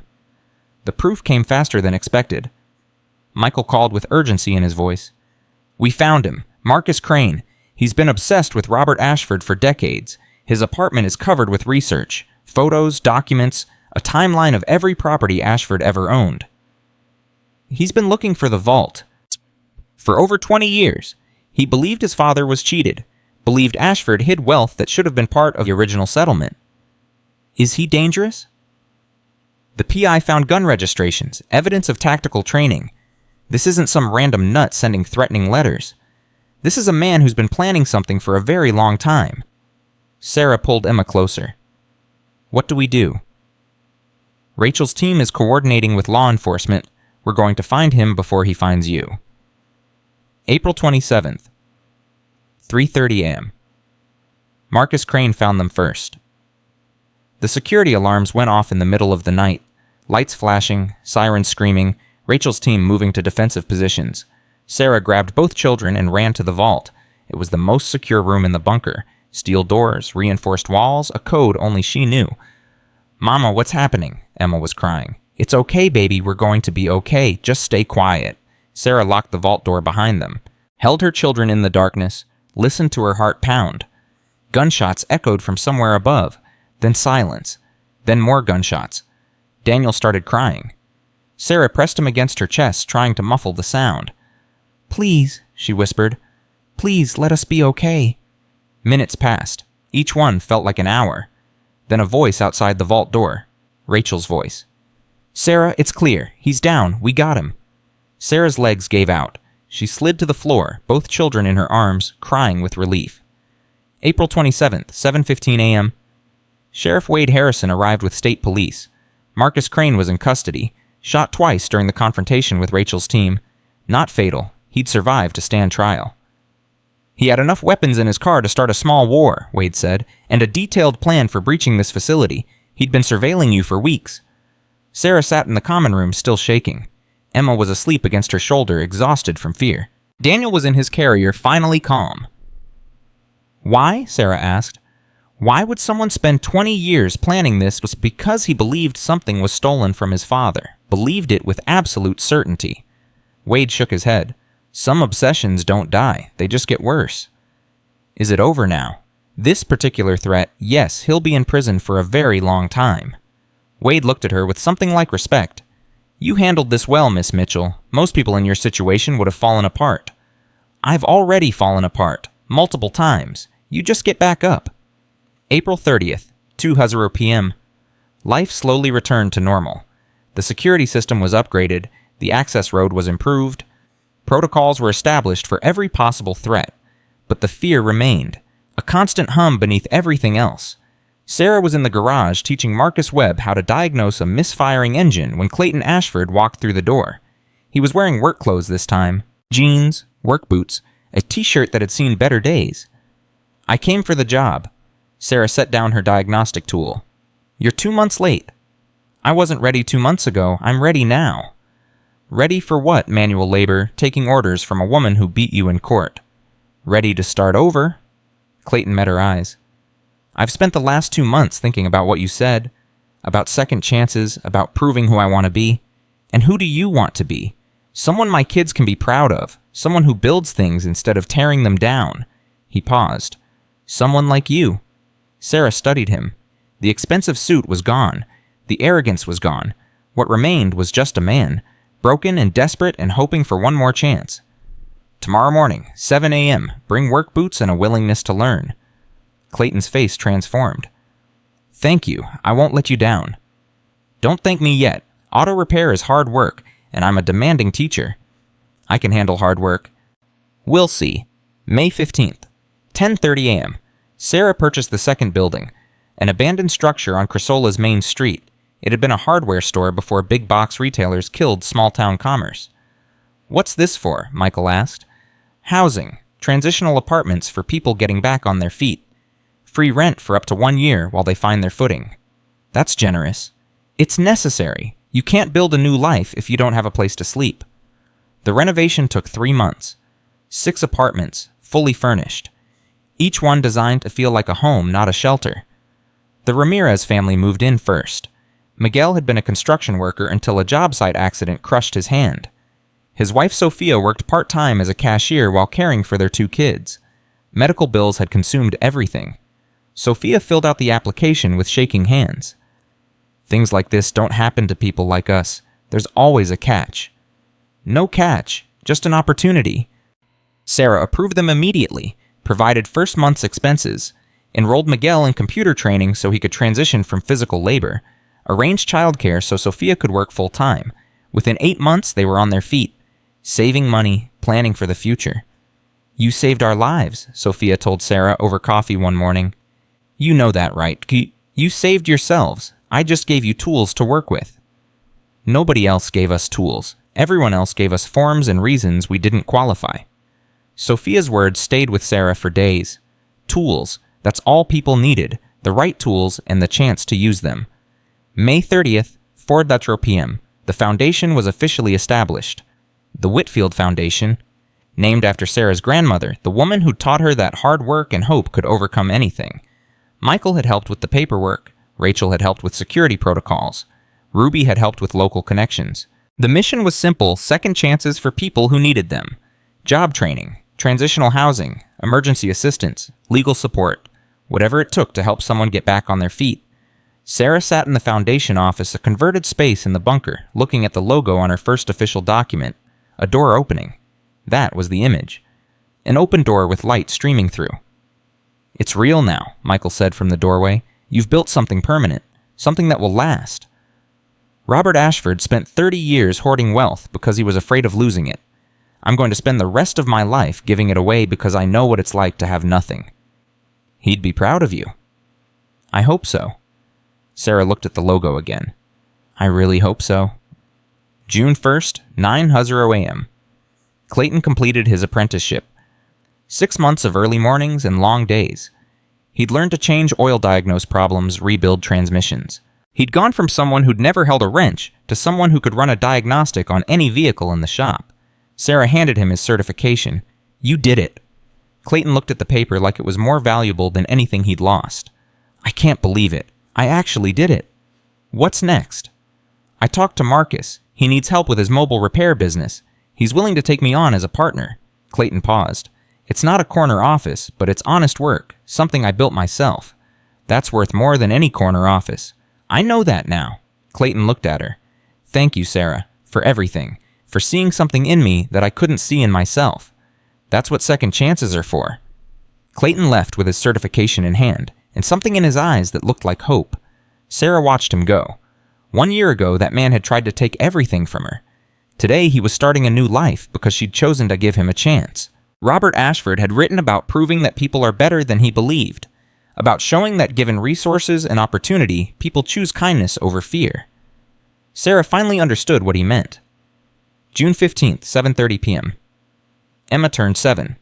The party was small. Ruby, Rachel, Michael, Marcus Webb, and his son. The Ramirez family, a few friends from school. They ate cake in the bunker's common room, the same room where Sarah had once sat in darkness wondering if they'd survive. Make a wish, baby. Emma closed her eyes tight, blew out the candles. What did you wish for? Daniel asked. He was sitting in his high chair, more frosting on his face than in his mouth. Can't tell, then it won't come true. Later, after everyone had gone, Emma found Sarah in the vault. What are you doing, Mama? Just thinking. Emma climbed onto the bench beside her, looked at the glass cases, the gold coins, the artwork that had once seemed so impossibly valuable. Is this still treasure? Yes, baby, it's still treasure. But you keep giving it away, to the foundation, to the training center, to people who need help. That's what treasure is for, to use, to share. Sarah pulled her daughter close. The real treasure isn't what's in these cases, it's what we do with it. Emma considered this. Like what you did with Clayton, giving him a job even though he was mean to us. Exactly like that. That was scary. I didn't understand why you helped him. I helped him because I remembered what it felt like to have nothing, and because giving second chances is more important than holding grudges. Emma leaned against her mother. I want to be like you when I grow up. Sarah felt tears building. You already are, baby. You already are. June 30th, 11:59 p.m. 18 months since Sarah had bought the bunker. She stood alone in the vault, surrounded by wealth that had changed everything. $327 million. Minus taxes, minus donations, minus everything she had invested in the foundation and the training center and the transitional housing. Still over $100 million left. Enough to change thousands more lives. Sarah thought about the woman she'd been. Homeless? Desperate? Freezing in a parking lot with a sick daughter and a baby on the way. She thought about who she'd become. A mother, a mechanic, a philanthropist. Someone who gave second chances because she'd been given one herself. And she thought about Robert Ashford, the man who'd built this vault. The man who'd hoped someone desperate would find it and use it better than he had. I'm trying, she said to the empty room. I'm really trying. The vault didn't answer, but somewhere, somehow, Sarah felt like Robert Ashford was finally at peace. December 19th, 1 year later. Sarah stood at the bunker entrance watching snow fall on the Colorado mountains. 2 years. 2 years since she'd driven up this road in a dying Civic with a sick daughter and a baby in her belly. 2 years since she'd stood in this exact spot, frozen key in hand, praying for one thing to go right. Mama? Emma's voice echoed from inside. Daniel's eating crayons again. Sarah smiled. Some things never changed. She walked back inside, scooped up her 18-month-old son, and extracted a blue crayon from his mouth. These aren't food, buddy. Daniel grinned at her with blue teeth. Yum. Not yum, definitely not yum. Emma watched from the kitchen table, shaking her head like a disapproving grandmother. I told him not to. He never listens. He's a baby. Babies don't listen. I listened when I was a baby. No, you didn't. You ate dirt. Did not. Did too. Ask Ruby. The phone rang. Michael's number. Sarah shifted Daniel to one hip and answered. What's wrong? Why do you assume something's wrong? Because you only call this early when something's wrong. Michael laughed. Fair point. But this time it's good news. The Foundation's annual report just came in. You want to hear the numbers? Tell me. 47 families housed through transitional apartments. 31 people completed the apprenticeship program. 22 of them are now employed full-time. Total community impact value, $12.3 million. Sarah leaned against the wall. $12 million. That's the economic impact of everything jobs-created services provided downstream effects. You've generated $12 million in community value in 1 year. That's what happens when you actually use wealth instead of hoarding it. Michael's voice softened. Robert Ashford would be proud, Sarah. Really proud. She looked at Daniel, who was trying to eat her hair now. I hope so. December 20th, 9:15 a.m. The Whitfield Foundation held its first anniversary celebration. The community center in Crasola, purchased and renovated with foundation funds, was packed. Families who'd been helped, apprentices who'd graduated, local business owners who'd partnered with the foundation. Sarah stood at the podium, Daniel squirming in Ruby's arms nearby, Emma sitting in the front row with a proud smile. 1 year ago, I didn't know if this foundation would work. I was a mechanic with too much money and no idea how to use it. The crowd laughed. But I knew one thing. I knew what it felt like to have nothing, to sleep in a car with your child, to wonder if you'd ever find your way back. She looked at the faces in the crowd. So many stories, so much pain transformed into hope. Every person in this room knows that feeling, the fear, the shame, the loneliness, and every person in this room has proven that second chances work, that when you give people tools instead of judgment, they build amazing things. Applause rippled through the crowd. This isn't my foundation, it's ours. It belongs to everyone who's ever been told they weren't good enough, weren't lucky enough, weren't worthy enough. It belongs to everyone who refused to give up. She raised her glass.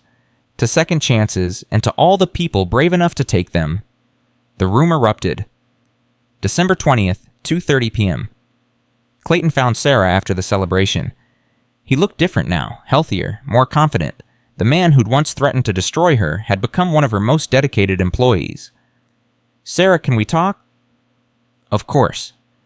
They walked outside, away from the crowd. Clayton's hands were shoved in his pockets, shoulders hunched against the cold. "I got offered a job." Sarah's heart sank slightly. "Where?" "Denver, a mechanic shop, full management position, good salary, benefits." He paused. "It's everything I used to think I wanted." "Are you going to take it?" Clayton was quiet for a long moment. No. I talked to Marcus about it. He's ready to expand the mobile repair business. We've got more clients than we can handle. He wants to add a third truck, maybe a fourth." Clayton looked at her. "I want to stay, build something here, something that matters." "You'd turn down a management position to keep working on trucks. I'd turn down anything to keep doing work that means something." He smiled. "Funny thing about losing everything. It teaches you what actually matters." Sarah felt tears building. "I'm proud of you, Clayton.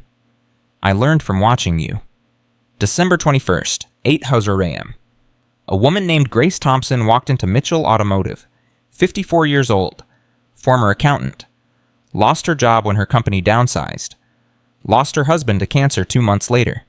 Lost her house when she couldn't keep up with the medical bills and the mortgage. She stood in the doorway like she was afraid to come all the way in. "I heard you help people. People who've lost everything." Sarah set down her wrench. "We try." "I don't know anything about cars. I've never fixed anything in my life. I was a numbers person." Grace's voice cracked. "But I need to learn something. I need to feel useful again." "How long have you been on your own?" 8 months. I've been staying with my sister, but I can't do that forever. I need a job. I need a purpose. She stopped, wiped her eyes. "I need someone to tell me it's going to be okay." Sarah walked over and took Grace's hands. "It's going to be okay." "How do you know?" "Because I've been where you are. I've felt what you're feeling. And I'm standing here running this shop, proving that the worst day of your life doesn't have to be the last chapter of your story." Grace started crying for real now. "I'm so tired of being strong." "Then stop. Let us be strong for you until you're ready again." Sarah guided her to a chair.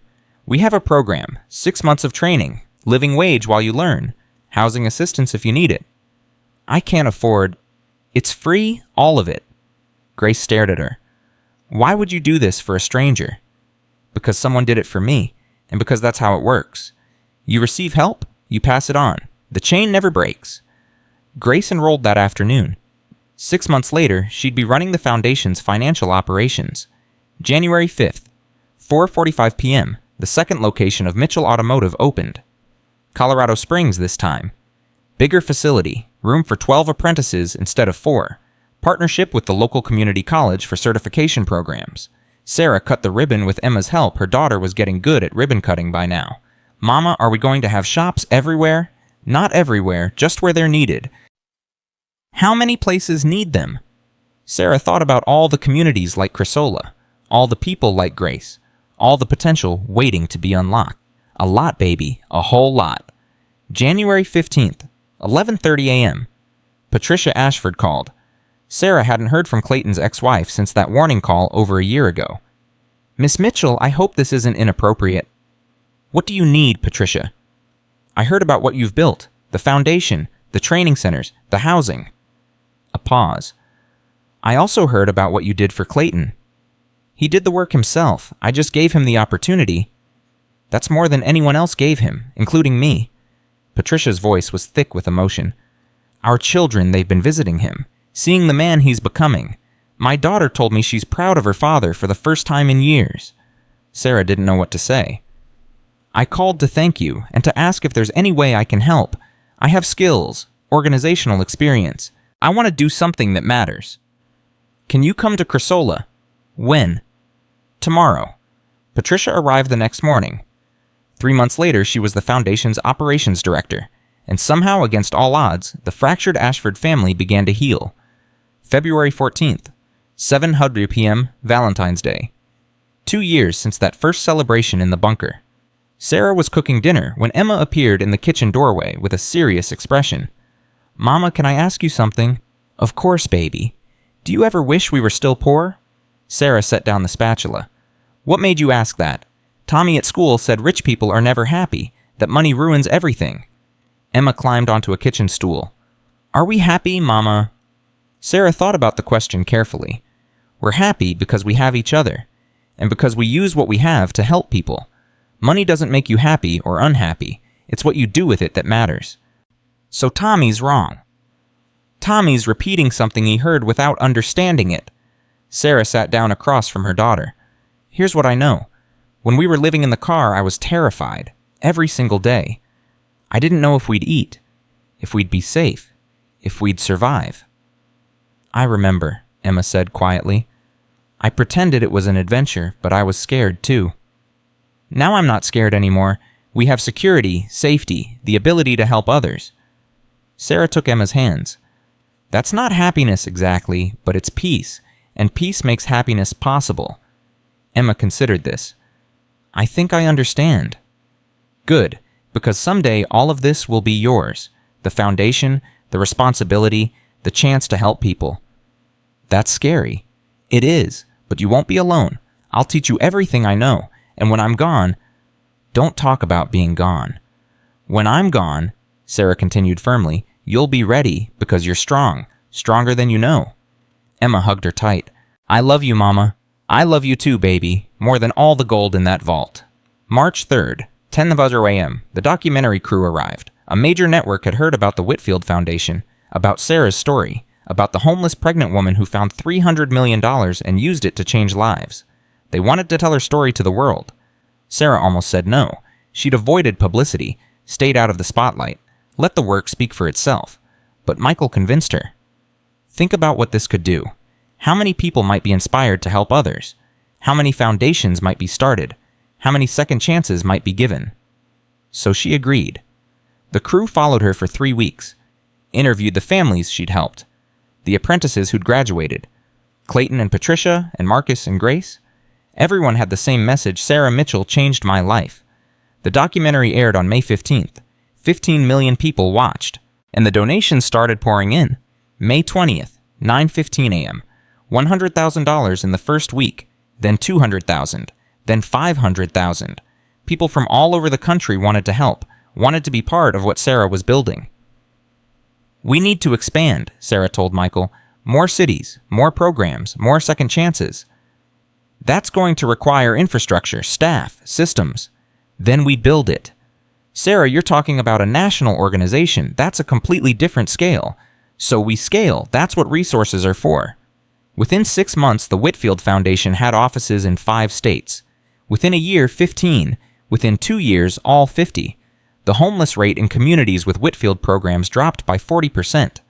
Employment rates among participants hit 87%. The model was working. And it all started with a desperate woman buying an abandoned bunker for $750. September 1st, 3:30 p.m.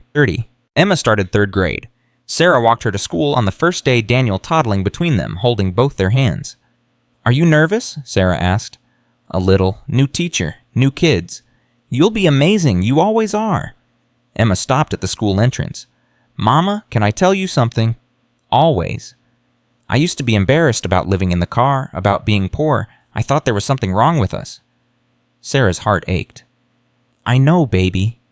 But now I'm proud, because we survived, because we didn't give up, because you turned something scary into something good." Emma hugged her tight. "I'm proud to be your daughter." Sarah held her for a long moment. "Go learn something, baby. I'll be here when you get out." Emma ran into the school. Sarah watched her go, tears streaming down her face. Daniel tugged her hand. "Mama cry." "Happy tears, buddy. These are happy tears." December 19th. 3 years since the beginning. Sarah stood in the vault. She came here sometimes when she needed to think. The gold didn't glitter the way it used to. She'd sold most of it, converted it to foundation funds, put it to work. The cases that had once been full were mostly empty now. "I thought I'd find you here." Sarah turned. Ruby stood in the doorway, older now, but still sharp-eyed. "Just thinking." About what? About how much has changed. Sarah gestured at the emptying cases.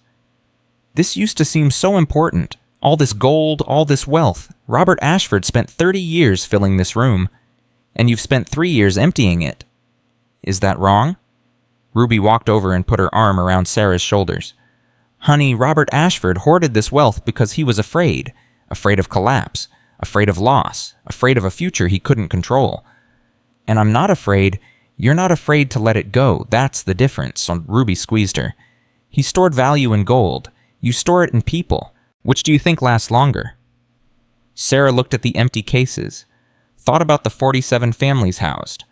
The 31 apprentices trained. The 15 state foundation. The millions of lives touched. People, she said. People last longer? There you go. March 15th. 4 years since Sarah found the vault. Michael called with news that made her sit down. The foundation has been nominated for the Presidential Citizens Medal. The what? It's one of the highest civilian honors in the country for citizens who have performed exemplary deeds of service. They want to give us a medal. They want to give you a medal in Washington at the White House. Sarah's head was spinning. I'm just a mechanic from Crasola. You're a mechanic from Crasola who's helped 50,000 families, who's created a model that's being replicated worldwide, who's proven that one person with resources and determination can change the world. Michael's voice was warm. You deserve this, Sarah. Accept it. The ceremony was in May. Sarah wore a dress she bought in Crasola. Emma and Daniel sat in the audience. Ruby cried through the whole thing. The president put the medal around her neck and said, "Thank you for showing us what's possible." Sarah's voice shook when she responded, "Thank you for believing that it matters." June 1st, 10:00 a.m. The call came from a number Sarah didn't recognize. Miss Mitchell, this is Detective Rivera, Denver Police Department. Sarah's blood went cold. What's wrong? Nothing's wrong. I'm calling because we've closed an old case and I thought you'd want to know. A pause. Marcus Crane, the man who attacked your property 4 years ago. What about him? He died in prison last month. Natural causes. Sarah sat down slowly. I see. I know he caused you a lot of trauma. I wanted you to hear it from us before it hit the news. Thank you, Detective. I appreciate that. After she hung up, Sarah sat in silence for a long time. Marcus Crane had spent 20 years obsessed with revenge. 20 years planning to take what he thought was owed to him. And in the end, he died alone in a prison cell having accomplished nothing.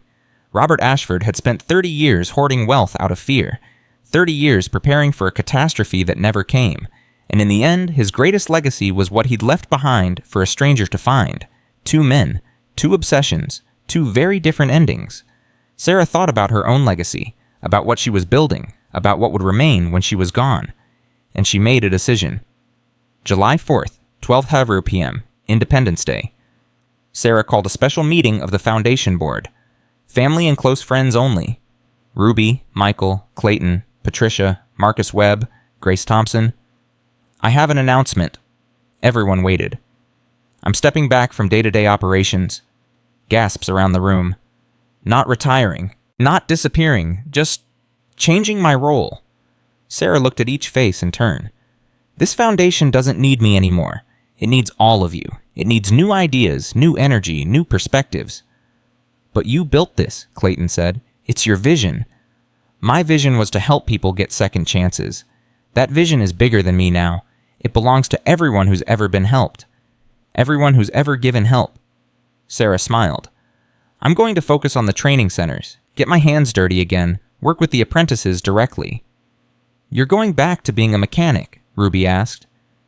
I never stopped being a mechanic. I just got distracted by running an organization. Sarah laughed.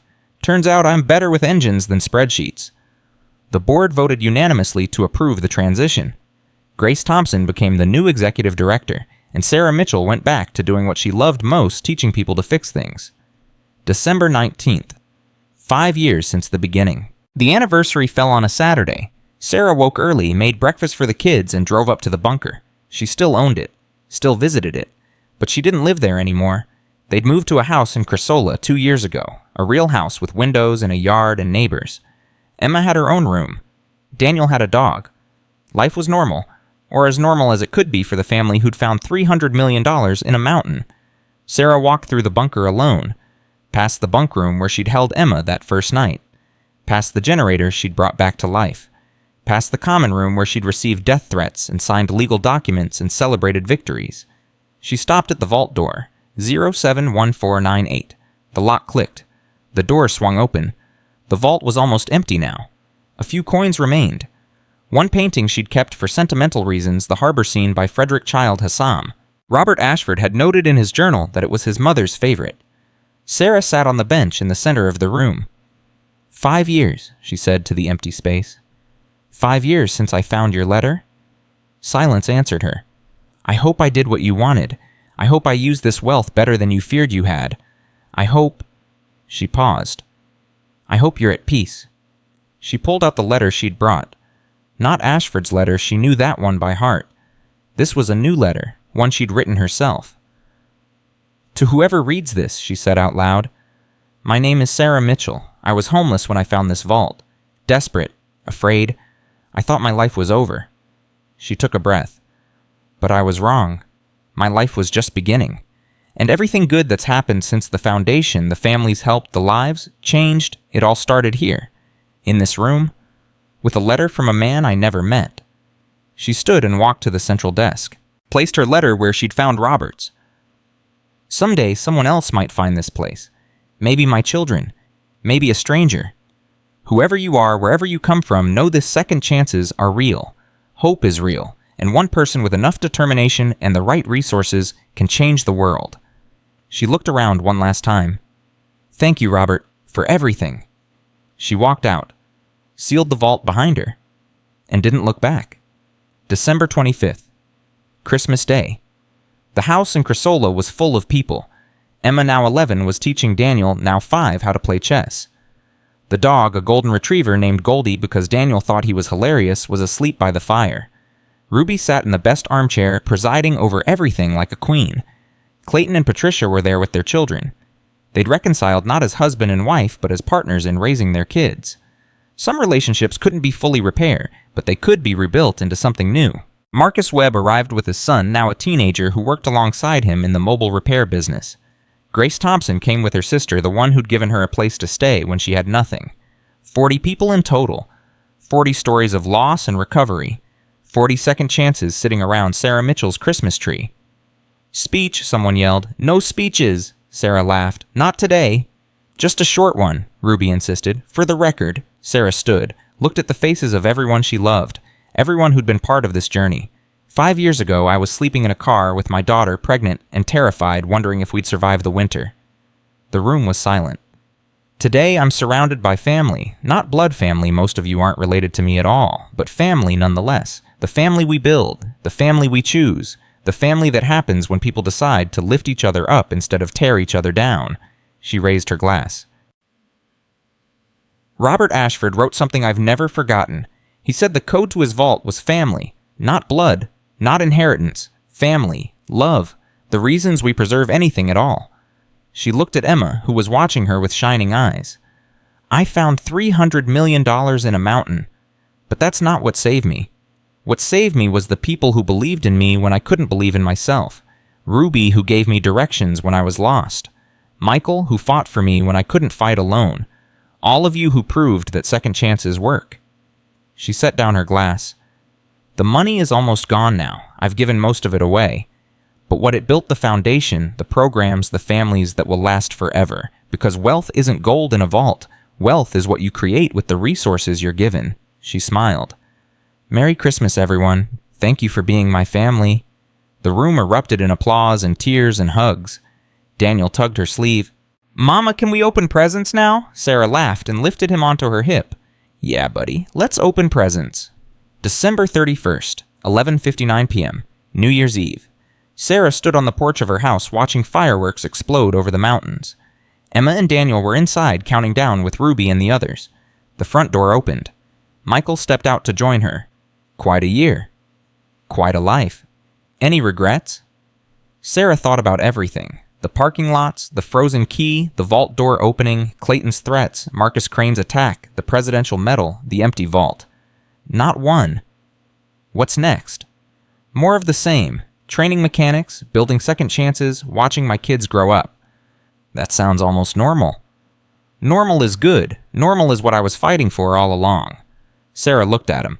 You know, when I bought that bunker for $750, I just wanted shelter, a place to keep my kids warm through the winter. I never imagined any of this. Robert Ashford hoped someone like you would find it, someone who would use it differently than he had. I hope I made him proud. You made everyone proud, including yourself. The countdown started inside. 10, 9, 8. Sarah watched the sky light up with color. 7, 6, 5. She thought about the woman she'd been. Homeless, desperate, afraid. 4, 3, 2. She thought about the woman she'd become. 1. Fireworks exploded overhead. The new year arrived. Sarah Mitchell, mechanic, mother, philanthropist, survivor, smiled at the sky. Happy New Year, she whispered. To Robert Ashford, wherever he was. To Emma and Daniel, her reasons for everything. To all the families helped the second chances, given the lives transformed. To the future, whatever it held. Because that's what hope looks like in the end. Not gold in a vault, not millions in a bank account, not even the gratitude of thousands. Hope looks like a woman standing on her porch on New Year's Eve, surrounded by families she chose, grateful for a life she built, ready for whatever comes next. Sarah went back inside to join her children. The door closed behind her. And the story continued not with buried treasure or desperate gambles, but with something far more valuable. With the ordinary miracle of a second chance fully lived. Emma found her in the kitchen making hot chocolate. Mama? Yeah, baby. I know what I want to be when I grow up. What's that? Like you, someone who helps people find their way back. Sarah pulled her daughter close. You already are, baby. You already are. Outside, snow began to fall on the Colorado mountains. Inside, a family celebrated the new year, and somewhere in an empty vault, a letter sat waiting for whoever might need it next. Because second chances never really end. They just pass from one person to another. Forever. That is the truth. Sarah Mitchell discovered in a frozen bunker on a desperate December night. That is the truth she spent the rest of her life proving. And that is the truth that outlasts gold, outlasts fear, outlasts even death itself. Second chances are real, hope is real, and one person with enough determination and the right heart can change the world. Sarah Mitchell did, and so can you.